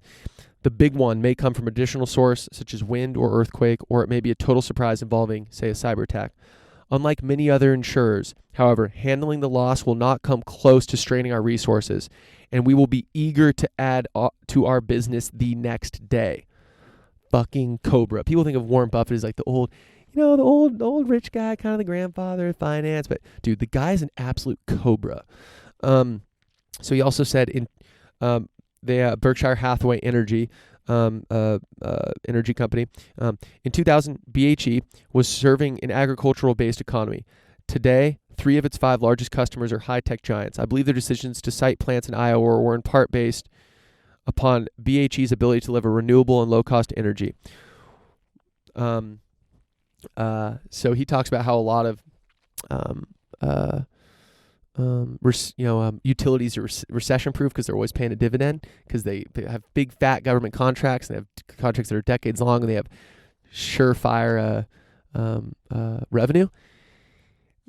Berkshire Hathaway Energy has been investing a shit ton of money. They haven't been paying out a dividend, or maybe they have, but very low. They've been reinvesting that money to be able to invest in big, bold projects like this, the wind project there. So it's just a super interesting. I recommend you read the whole thing. It's not just about it really teaches you about business, teaches you about how the world works. Also, I love what he said. We are all duds at one thing or another. For most of us, the list is long. The important point is to recognize. The important point to recognize is that if you are Bobby Fischer, you must play only chess for money. So do what you're best at. Focus on that. Double fucking down. I love it. He finishes the letter by come to the Berkshire Hathaway shareholder event. Meet your fellow capitalists. I think this is a time when capitalism is a dirty word, and it shouldn't be. Capitalism is responsible for all the human improvements in humanity over the past 2 centuries. It's giving individuals freedom to not only do what they want, but also to purchase what they want. When people purchase things, they vote with their wallet. They tell that company to do more of that. They reward them, and it's a flywheel. Capitalism is not bad. Capitalism is very good. We need to keep markets fair. There's things we need to do that. I'm not saying capitalism doesn't mean no government regulation. People think capitalism just means private ownership. It just means that you're allowed to private ownership. You can private ownership of a business, private ownership of your own money, of your own your own property. That's what it means. How much regulation is yes, that's a debate, but I don't think what's up for debate is that individuals should be allowed to build their own, build businesses, and they should be allowed to have private things, ownership over private things, and not have those things get taxed out of oblivion. Because individuals, I think, an individual is the most powerful thing there is. An individual fucking going against the grain or doing what they want, building something that goes against the grain, saying something that goes against the grain is the most powerful thing there is. So we need the more agency we can give to individuals, without that individual then suppressing the freedom of others is the better. So I'm a big fan of giving people the space, giving people a regulation that allows them to go out and build things. Okay, so that's finance. Come meet your fellow capitalists. I'm an absolute capitalist. Hell yeah, love it. Okay, so let's go to technology's done. All insurers get okay. This one's done. So we got world news up in here. World news. Let's see, and we got some U.S. news. Okay, let's go through this. And then we got the no gradient tracks shit to do. Holy shit, we got a lot to do. Let's just keep going through it. Okay, so wait. Finance, world news, U.S. news. Hold on a sec here, people. And I don't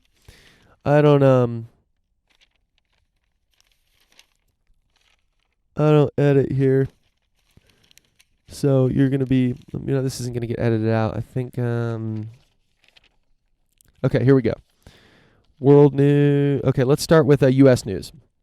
Okay, so Bernie Sanders wants to cancel all student debt. A handout. So this is the Economist writing this, which Economist is another publication that I highly recommend. Bernie Sanders wants to cancel all student debt. A handout that will provide relief to those who are struggling, but also offer an enormous windfall to the well-off. Warren would cancel all debt up to $50,000. A policy that is similar, indiscriminate. And I'll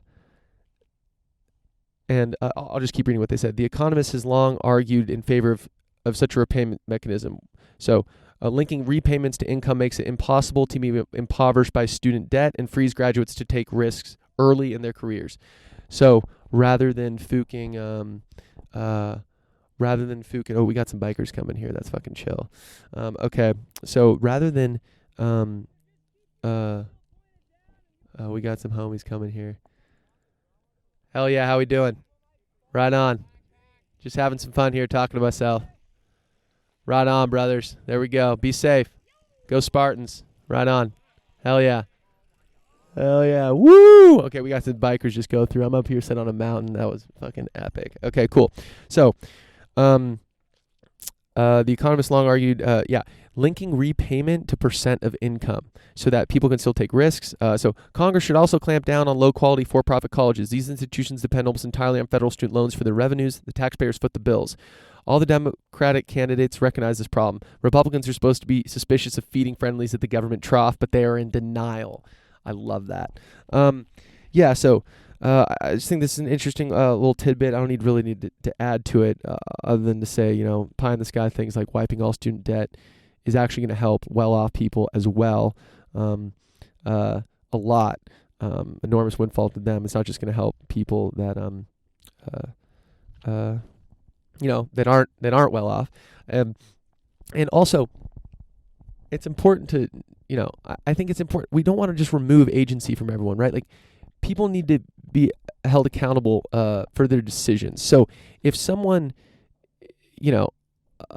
education is an important thing, right? But if someone pissed off, spent $250,000 on their education, and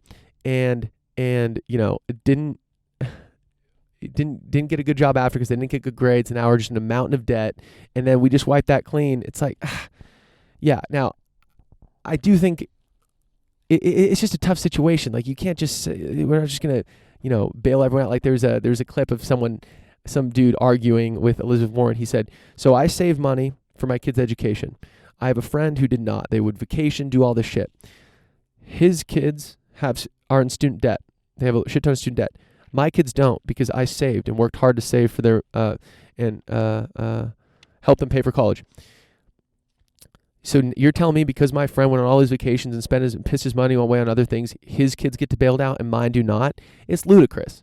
It's actually ludicrous. Now, there are a lot of people that we should do things to help people go to college if they want to go to college. But let's talk about another thing. The price of college, a lot of college is fucking skyrocketing. It's fucking huge. That's another thing why I think there's so much room for opportunity. Like, all the world's knowledge is on the internet. All the best professors are on the internet. There's lectures on the internet. Why you pay $250,000 to go to a fucking adult daycare? It's like, Jesus Christ, like, it's ludicrous. And people, that degree is still important. I get that. You still need to fucking, it looks good or whatever, but Jesus Christ, like, I think we're going to get to a point where people are going to judge you not on your fucking, your grades or where you went to school, but it's what have you done? What's going to be more important is what are the projects you worked on? What are the things you've done? I think about this all the time. What if instead I was very fortunate? I do not have student loans because of my parents. I am extremely lucky, and I'm grateful for that every single day. What I think about all the time is, what if instead of going to college, what if my dad gave me the cost of college, which I went to Boston College. It's an expensive school. What if my folks gave me the equivalent money, so call it $200,000. What if they gave me $200,000 and said, go, do your own curriculum, learn shit, travel, talk to people, try to start your own business, blah, blah, blah. Would I have learned more doing that? Maybe. I think there's a very good fucking chance. Or at least $200,000 is enough of to say, shit, is this worth it to go to adult daycare for 4 years? And college is great. Love the homies I met there. Cool professors, blah, blah, blah. But $200K, at a certain point, Jesus Christ, you got to think about price. So anyway, I think, I certainly hope the academic bubble just implodes on itself. It's ridiculous how much people have to fucking spend. It's absurd. And yeah. Another route, community college 2 years, then go to a state school, or then go to a private school where you can save money that way. That's another thing. But yeah, there's different levers you can pull. Put it this way, it's also a huge fucking decision for an 18-year-old to make, to go into student, to decide to take on loans. Well, everyone goes to college, so I should go to college. And if I get into school, I should just, it's a hell of a decision for a young kid to make. But if I was at this age, now, and I was doing the whole thing over again, and I had to pay for my own, or not at this age, but if I had what I know now and I had to pay for my college, I would have seriously thought long and hard about that decision. And that's what paying for things do. That's why when you pay for something out of your own money, it really forces you to think about it. That's why it's very easy for governments to distort markets, because if they decrease the price of something, wipe away all debt, and say college is free all the time, people no longer think about the cost of it. If it's free, okay, I don't have to think critically. I'm just going to go do it. So you're really removing a very important price mechanism there. Okay, so this is something by Our World in Data, which is a great website, ourworldindata.com. They publish a whole bunch of open source data on a whole bunch of different stuff. It's a really, really great service. So just a little fun fact for U.S. News. In 2016, 240 years after U.S. independence, GDP per capita has increased more than 28-fold to $53,000. Yeah, to $53,000. This means that the output per person in 1 year in the past was less than the output of the average person in 2 weeks today. It's an absolute hell of a thing to think about. So we are getting more productive. I know there's a productivity problem. We're putting a lot of money in and we're not getting the gains that we were. There's a bit of a productivity problem right now in the economy, but we're zoom out, people. Zoom out. We've never had more opportunity. We've never had more access to different markets and different business ideas and different people. Like it's an amazing time we live in. We need to step back and think about that. Okay. So, Peter Zeihan newsletter, he argues that Trump killed the Republican Party and Sanders is in the process with the Democrat Party. So he had a epic newsletter, has a book coming out called Disunited Nations, comes out March 3rd, I believe, day after Super Tuesday. The point is not that Trump, so this is what he said in his latest newsletter, which is from the latest newsletter. The point is not that Trump is the odds-on favorite to win the election, although if I were a betting man, that's where I'd put my money on. The point is that this primary process is the end of the Democratic Party as we know it. How long will it take to reform with a new set of factional alliances? History suggests 8 to 12 years. For those of you reading this who consider yourself Republicans, curb your enthusiasm. Your party died over 3 years ago with the nomination of Donald Trump, a then candidate who considered 3 of the core Republican factions to be ideological foes. Fiscal conservatives. Trump spends a fuck ton of money. People, what happened to the Republicans that cared about spending too much money? What happened to that? Our deficit's absolutely fucking exploding. Like, what the fuck? Anytime you're getting something for nothing, you got to be careful. And that's exactly what we're doing with these tax cuts and this fucking deficit spending. It's fucking absurd. What happened to the fiscal conservatives, national security conservatives, and business conservatives? So Trump, I think people think of Trump as like, he's the capitalist and Bernie's the other side, Bernie's a socialist. Bernie is a socialist. Trump is not a capitalist. Trump is he believes that trade, he believes that government intervention is important. He famously said, any sitting president that allows the Dow to drop by more than 1,000 points in a day deserves to be. I don't want my president to be, in charge of the economy, right? They should do things to try to keep it healthy, absolutely. But when they're doing things to really, be central bank hawks and say don't keep interest rates low, don't increase them. We got to keep growth. That's how bubbles happen. The government should be letting shouldn't be making money so cheap that the fucking valuations get out of whack and the allocation of capital gets out of whack. That's not the free market acting. Cheap money all the time is not capitalism. That's fucking government intervention is what that is. So Trump's not a capitalist. For the other reason he's not a capitalist is trade war is the most anti-capitalist thing of all time. That's capitalism and free markets is about, lowering the barriers of trade and letting allocation of capital, allocation of goods flow. Trump throwing up tariffs and doing all this shit, that is not what capitalism is about. He is trying to create a game where there's winners and losers. Trade is the opposite of that. Trade is everyone gets better. Capitalism is everyone gets better. The free market is everyone gets better. That's the whole point of it. Trump is not a free market guy. He's not a capitalist. He's a fucking he's a Frankenstein of government spending and authoritarian fucking tendencies that what I say goes, and I don't care about I'm going to dog on the courts, I'm going to dog on Congress, and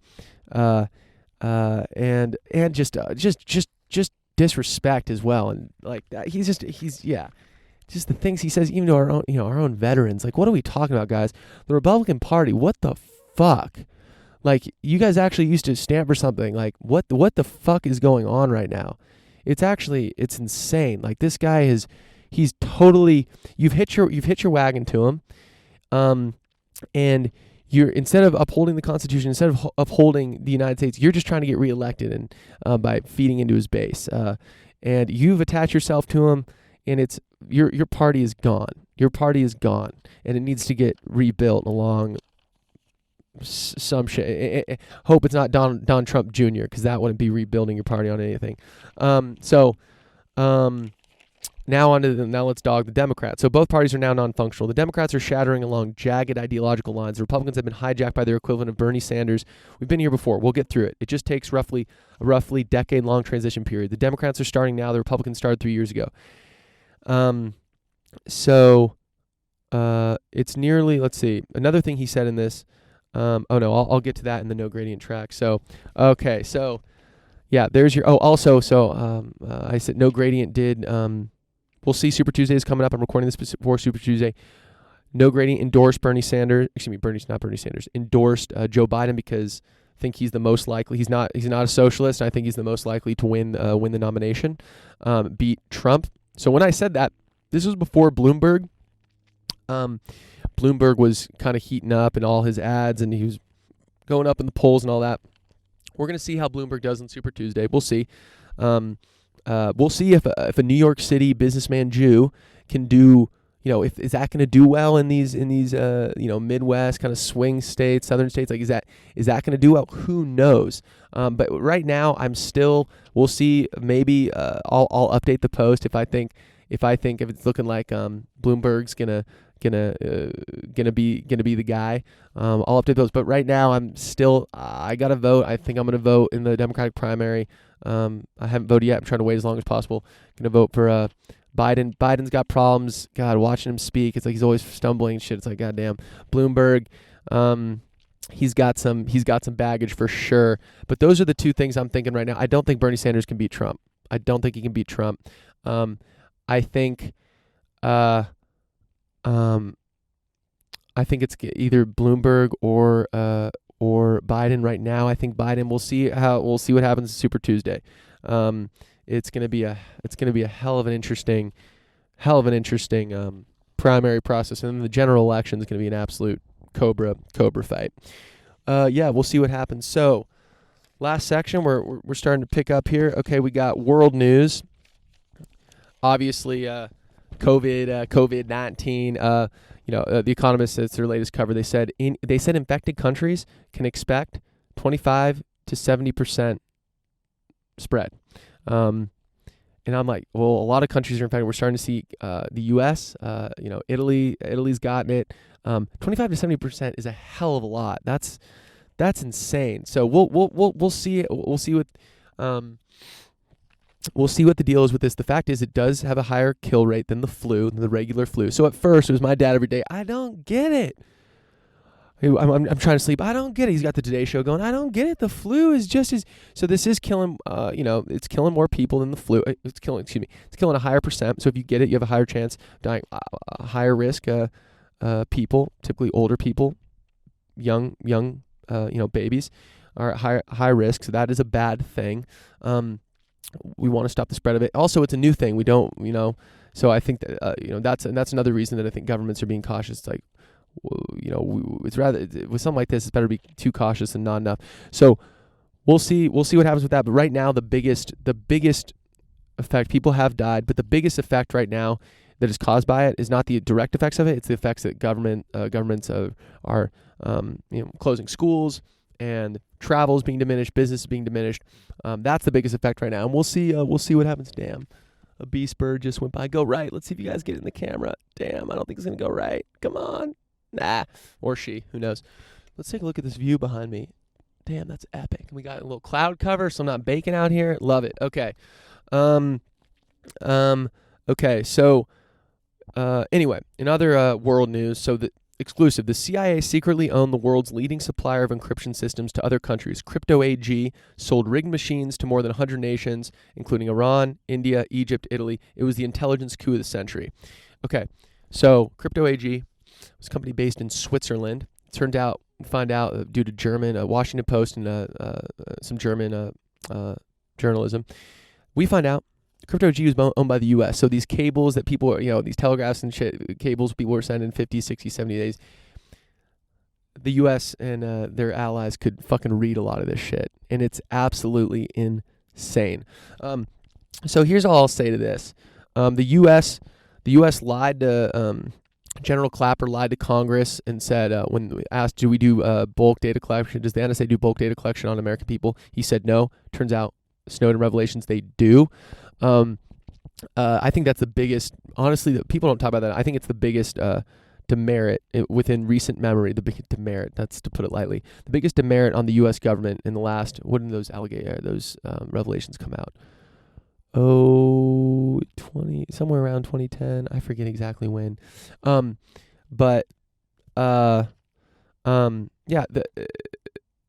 The bureaucracy lied to Congress and therefore lied to the American people that this bulk data collection was going on.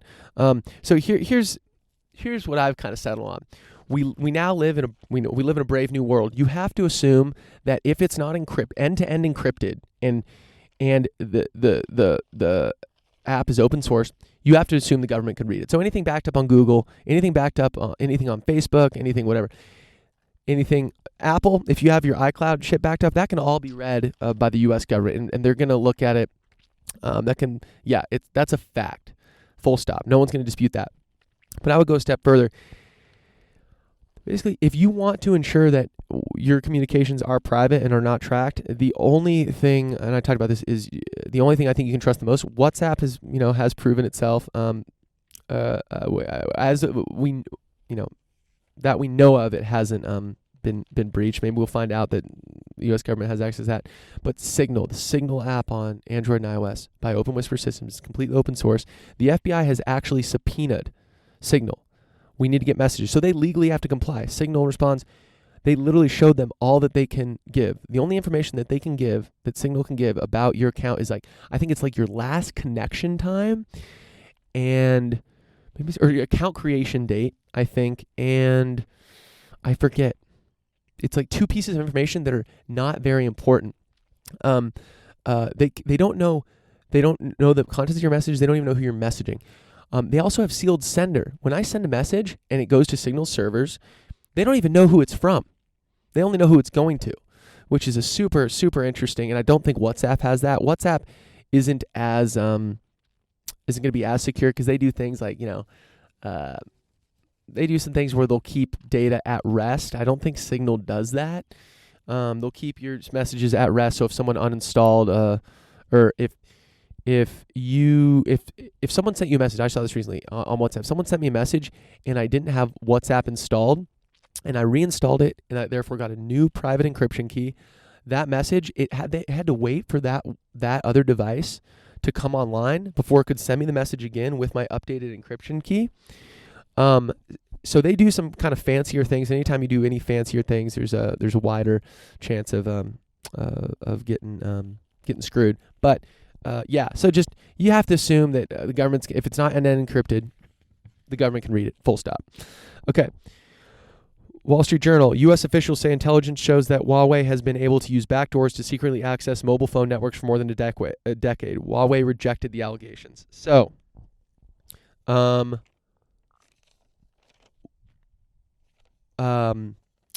this is that whole thing where the U.S. was saying, yo, don't use Huawei's shit, which Huawei is pretty much the industry leader. They make it cheaper and they make it better. And part of that is because it's the the Chinese government is giving them, is subsidizing a shit ton. So China does a lot of bad stuff with regards to market behavior to make it unfair, allow their firms to compete with other firms by basically throwing money at them.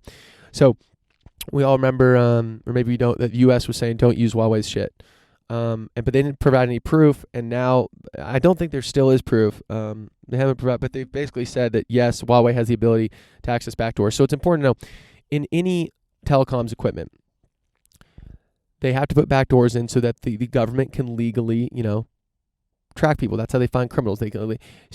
But they need to do it in a way that Huawei can't just open it up wholesale. They need that stakeholder government. They basically need their permission to do it. So they're saying that Huawei could do it without the permission of the government. So this is interesting. This is the new. I used to think that that's bad. Like this is the way that the world is kind of going to war right now. With so much, everything is so much. It's so much more important now. The internet is so much more important. And communications online, and everything's a lot of increasingly shit is done online. So that's where the new battlefield is. So of course governments are going to try to do fucked up shit. So yeah, this is it's an interesting thing going on right now. So we'll see what happens. So, okay. This is another thing. This is by Peter Zeihan from one of his newsletters. And he says, at its core, many of Europe's chronic problems come down to competitiveness. For all their vaunted educational systems, Europeans have a devil of a time translating high learning into high skills that generate economic activity. In part, it is a legal system that strongly favors the old or the older employed over the young or unemployed. In part, it's an overly burdened and overly generous pension system that is the leading source of the political system's legitimacy for the middle class. In part, it is a tangled thicket of a multi-level regulatory burdens. In part, it is statism. In part, it is protectionism. In part, it is a rigomorized labor market.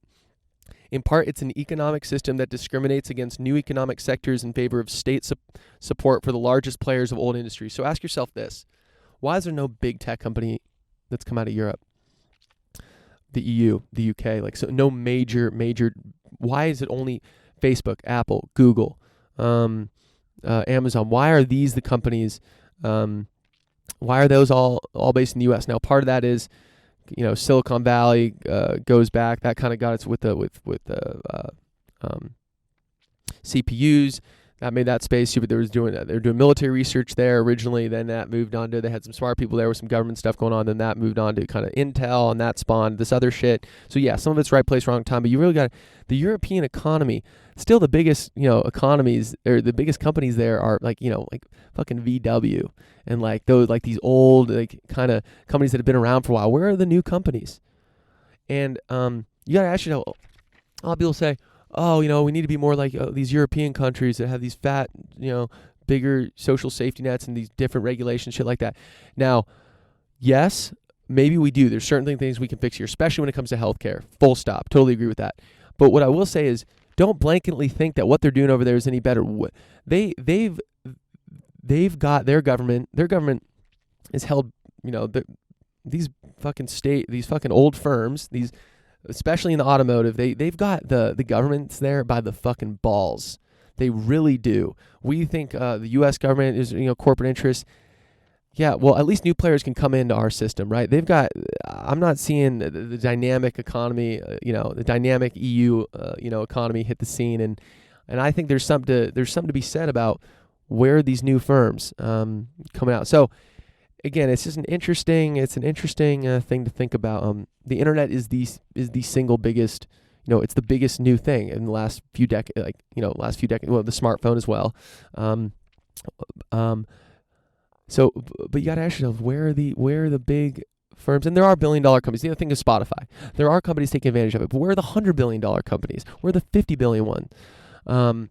I don't know off the top of my head what the biggest tech company in Europe is, but it's like you gotta, it's worth asking that. It's worth asking those questions. Where are they? Okay, so this is from Foreign Affairs. It's from an article in Foreign Affairs by Abhijit V.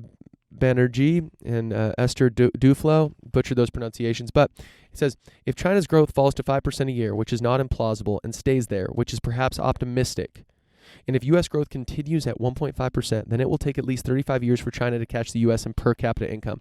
People, China's not catching up anytime soon. This whole, and frankly, I was kind of, dogging The Economist a little bit for this. I love The Economist, great publication, but every other week they were having a publication, with China on the cover and like kind of playing up this China-U.S. rivalry. And there is a rivalry. And these are the two superpowers right now. But I think people are like, oh, we got to prepare for a world when China's going to, take over. No. We're not even close to that. Not even close. China's got a fuck ton of problems over there.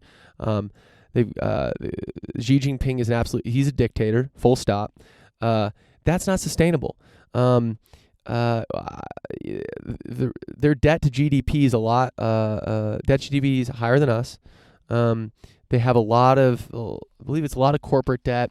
They've got a lot of situations, or a lot of things that point to their country not being nearly as stable, as it looks from the outside. China's a huge fucking country with a lot of different types of people that want different types of things, and in different geographies. Not to mention the Uyghur stuff, the internment of Muslims.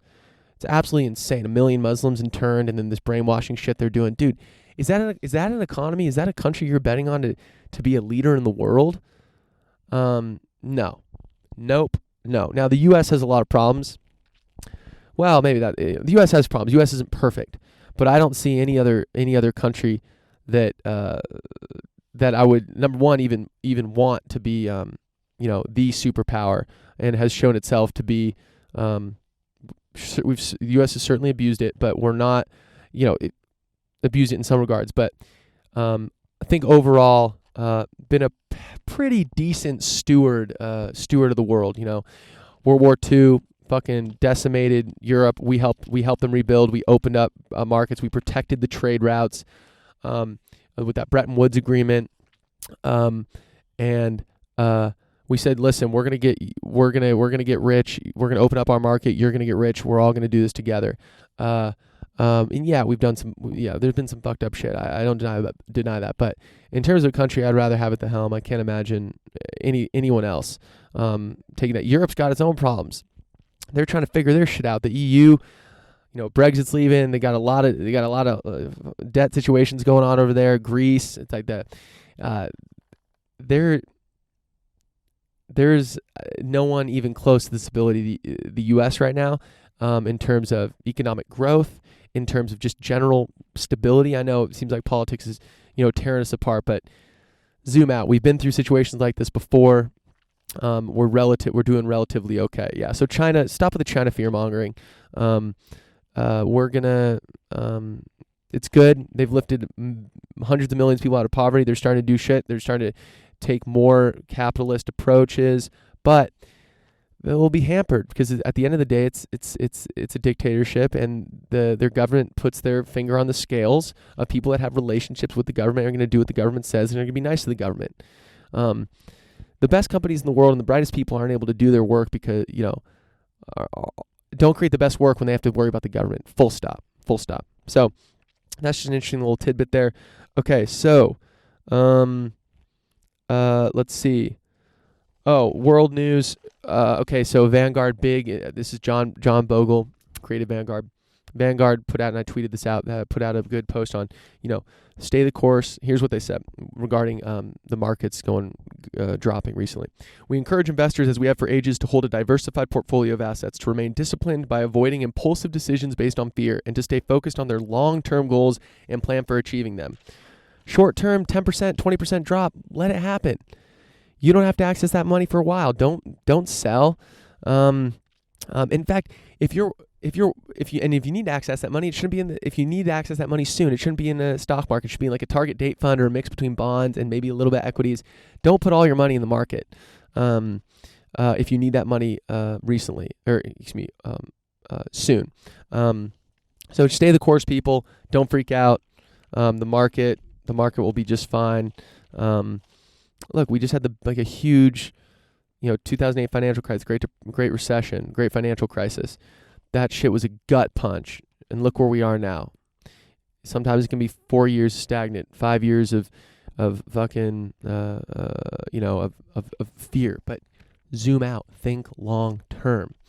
Okay, so that was U.S. Let's see, that was world news.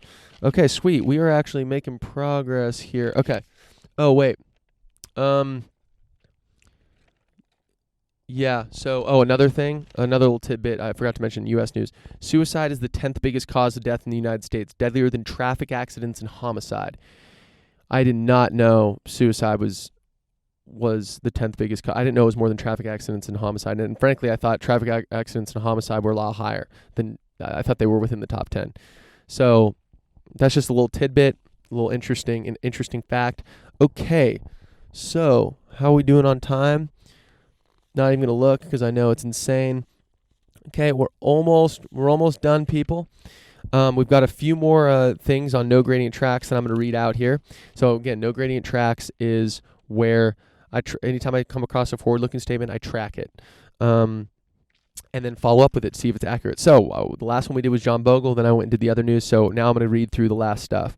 We've got like 5 here. Okay, so this is from Peter Zeihan. I've been talking about him a lot this time. Okay. The last time the world wrestled with a new technology that reduced the cost of information flow, it was the telegraph and telephone. Then, like now, we had no legal tools for regulating what people could and could not say in the public domain. Slander became omnipresent, particularly in politics. Congress was of questionable effectiveness, and ultimately it fell to the Supreme Court to force a nationwide standard for libel. Media became responsible for the accuracy of what they printed. Something like that is inevitable for today's social media too. We'll get through this. The question is, how long will that take? And what will we break between here and there? Last time the Supreme Court didn't act until it became clear Congress wouldn't, 1964. I have some confidence it will be quicker this time around because the holes in our system are so obvious and what's left if both parties agree on the core issue, even if they define the problem differently. Not to mention, faster information flow works on the Supreme Court just as effectively as it does on the rest of us, as I had on politics. So he's talking about just the flow of internet, social media, the flow that the internet allows for in social media. The gatekeepers are dead. This is one of those big trends. It used to be if you wanted to get something out, you had to go to a major newspaper, and it was a bunch of dudes in suits in a room that would say, we're not going to print this, we're going to print this. Now, Donald Trump won the election without any major newspaper supporting him. There was this newspaper out of Arizona, Republican conservative newspaper, that hadn't supported a Democrat since the 1800s or some shit. They were even against Trump. The gatekeepers are done. The gatekeepers are done. Trump can now go directly to you. YouTube videos. You don't need major support of a newspaper anymore. The gatekeepers are done. So this is one of those things that we're grappling with. So the gatekeepers are done. Now what? Well, there's a lot of good things that come out of that. Everyone has a voice. You know what? That's also the bad thing. Everyone has a voice. So basically, what he thinks is something's going to be done about it. I don't know. Maybe it will. We'll see. Maybe he thinks the Supreme Court's going to do something like, I can't imagine people policing social media like, oh, you said this, that was wrong. Now it's like, dude, there's 1 trillion tweets a day. Like, what are you going to... Anyway, we'll see. It's a forward-looking statement. We're going to track it. Okay, so the point is that this primary process is the end of the Democratic Party as we know it. How long it will take to reform with a new set of factional alliances? History suggests 8 to 12 years. Okay, I already said this, but this is another thing I'm tracking. I already said this earlier in the show. Okay, Biden's debate performances have been nothing short of awful, and in my opinion, he's not going to make it, particularly in an environment where the party radicals are the ones who show up to primaries and caucuses. Okay, we'll see if Biden makes it. My contention. Okay, so this is from Eric Voorhees. Excuse me. This is from the Exponent podcast, Ben Thompson. So this is a super interesting one.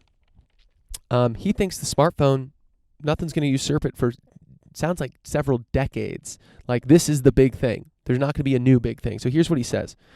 My contention is that the paradigm we're at now with these big screens in our pockets, we're at the maximum of mobility and functionality. AR glasses, you could see that being a thing.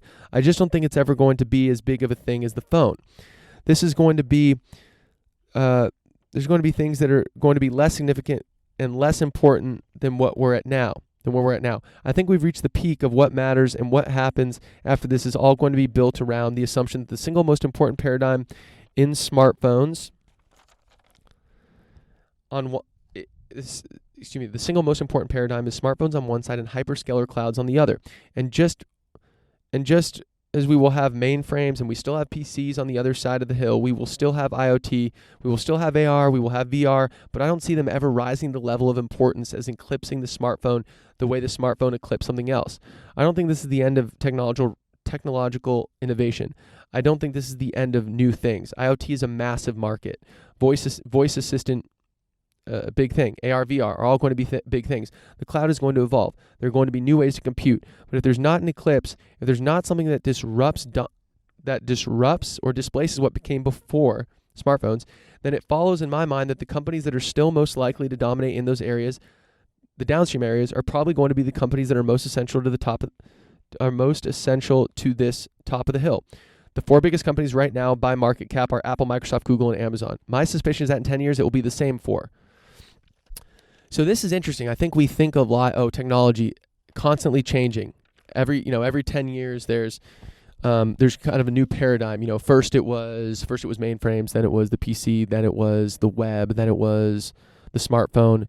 And it's still, the web is obviously still a big deal today. Smartphones access the web, so there. But smartphones are in 4 billion adults have a smartphone, something like that. I forgot what I said earlier. But this is an interesting. We're constantly looking for the next thing. What's the next thing? What's the next thing? What's the next thing? Maybe there is no next thing. Maybe this is, at least for a long, long time. Maybe the smartphone is kind of the purest. Is where we're going to be at for a while. So we'll see. If you think if you think AR is going to be the next thing, if you think VR is going to be the next thing, if you think cryptocurrency is going to be the next big thing, well, what's going to facilitate all that? The smartphone. So it's like the smartphone ain't going anywhere. We'll see. We'll see. And in the same podcast where he said all this, he was talking about how, we think, Google, Facebook, Apple, Microsoft, we think maybe they're going to go away or something, or maybe, something else is going to usurp them. Look at the big automotive companies. There hasn't been a new automotive company, like a successful one, since like Tesla's the most recent one, but there hadn't been one for like 70 years before that. It is possible for some big ass, what if this is just like the auto industry? There's some big ass companies, they do it for 70 years, then there's a new big ass thing. So the difference is, Benedict Evans talks about this, the difference is, Microsoft is super dominant, or was super dominant. We were worried about monopoly power and all that shit, but we're not worried about Microsoft anymore. Now we're worried about Facebook. And maybe we're worried about Facebook right now, but maybe there's going to be a new company that we're worried about. We're not worried, we're not worried about these big automotive companies, that just because they've been around a long time. So maybe we're kind of seeing the new, this new kind of age of companies are going to be here a long, long fucking time, because the smartphone ain't going anywhere.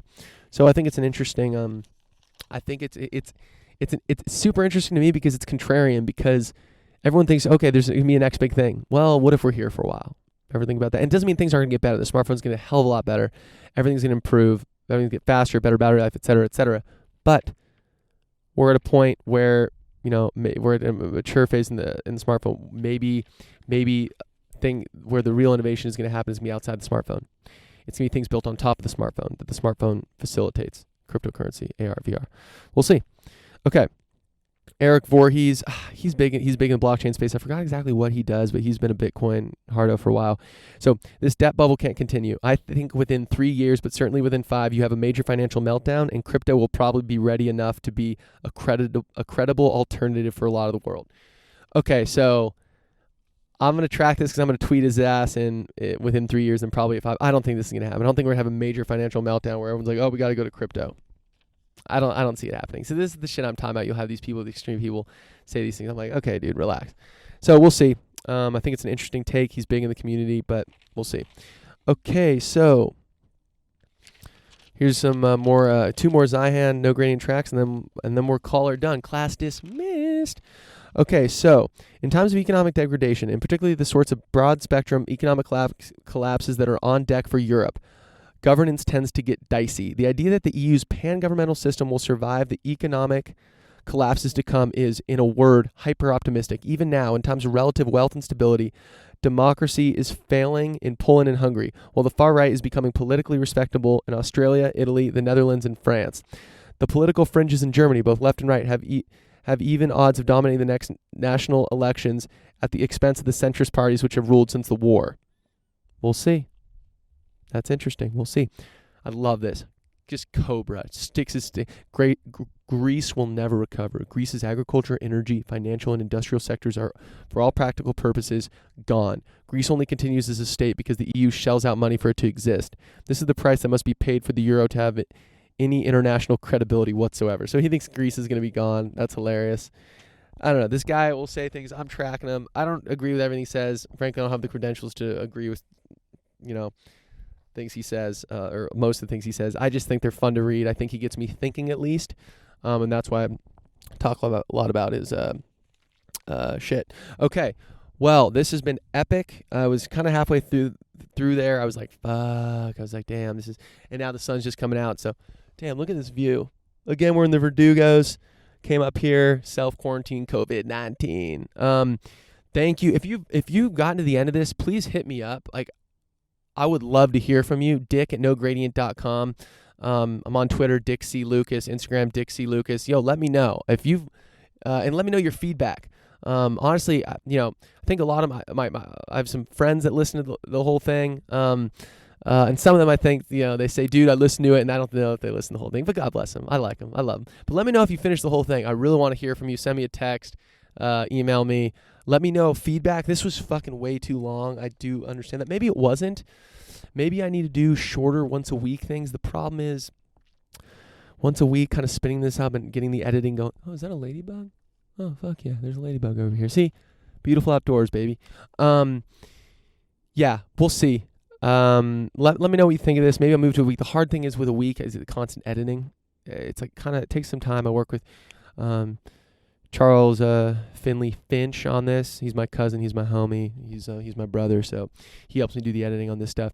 It just takes time. So we'll see. Maybe I'll move to kind of once every 2 weeks, so it's not going to be fucking 2.5 hours because I just covered a whole month in kind of shit I'm thinking about. So maybe it's not too long.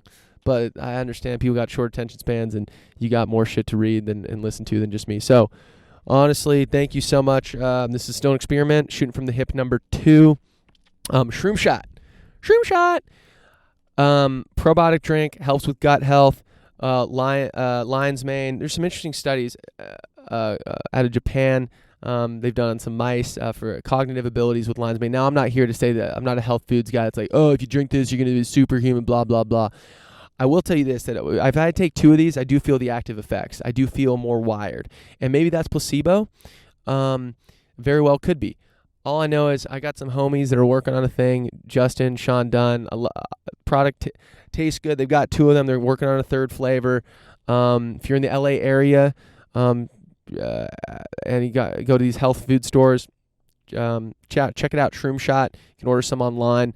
They're my homies. They're my brothers. I love what they're doing. They're doing it different. They're going for it, and I absolutely love it. And I'll have this Shroomshot as I head down the hill. Oh wait, I'm staying up here because self-quarantine. Shroomshot. Justin Dunn, Shawn Dunn. Love you, brothers. Let's see what you got. Let's keep grinding on it. Cool. Well, thank you so much for joining. I'm Dick Lucas. This was Shooting from the Hip number 2, No Gradient Podcast. God bless everyone. God bless. It's a beautiful day out here. Smile. Life is good. There's opportunity everywhere. Look under the rock. There's opportunity to start shit. Save some money that allows you to do shit. Dude, we're riding a high, baby. I haven't had anything besides shroom shots for the past 3 hours. I'm riding a high, baby. I think these are psychoactive. Are these magic mushroom? No, they're not. I'm trolling. Okay. Also, I forgot to make a joke. Yeah, this their golden immunity ginger turmeric shroom shot. It will cure you if you have COVID-19. Just kidding. Everyone relax. But the turkey tail mushroom has shown to have, and ginger and turmeric have shown to have some immunity benefits. Anyway, shroom shot, probiotic, change the world, change your own world. Also, stop getting all caught up in these politicians. People get caught up and they look at these politicians as gods. If you all that energy, if you really love these politicians, if you spend a fraction of energy on yourself, bettering yourself, at the end of the day, that's the best lever you can pull. Don't expect a politician to bail your ass out. Bail yourself out. Change the world. Change yourself.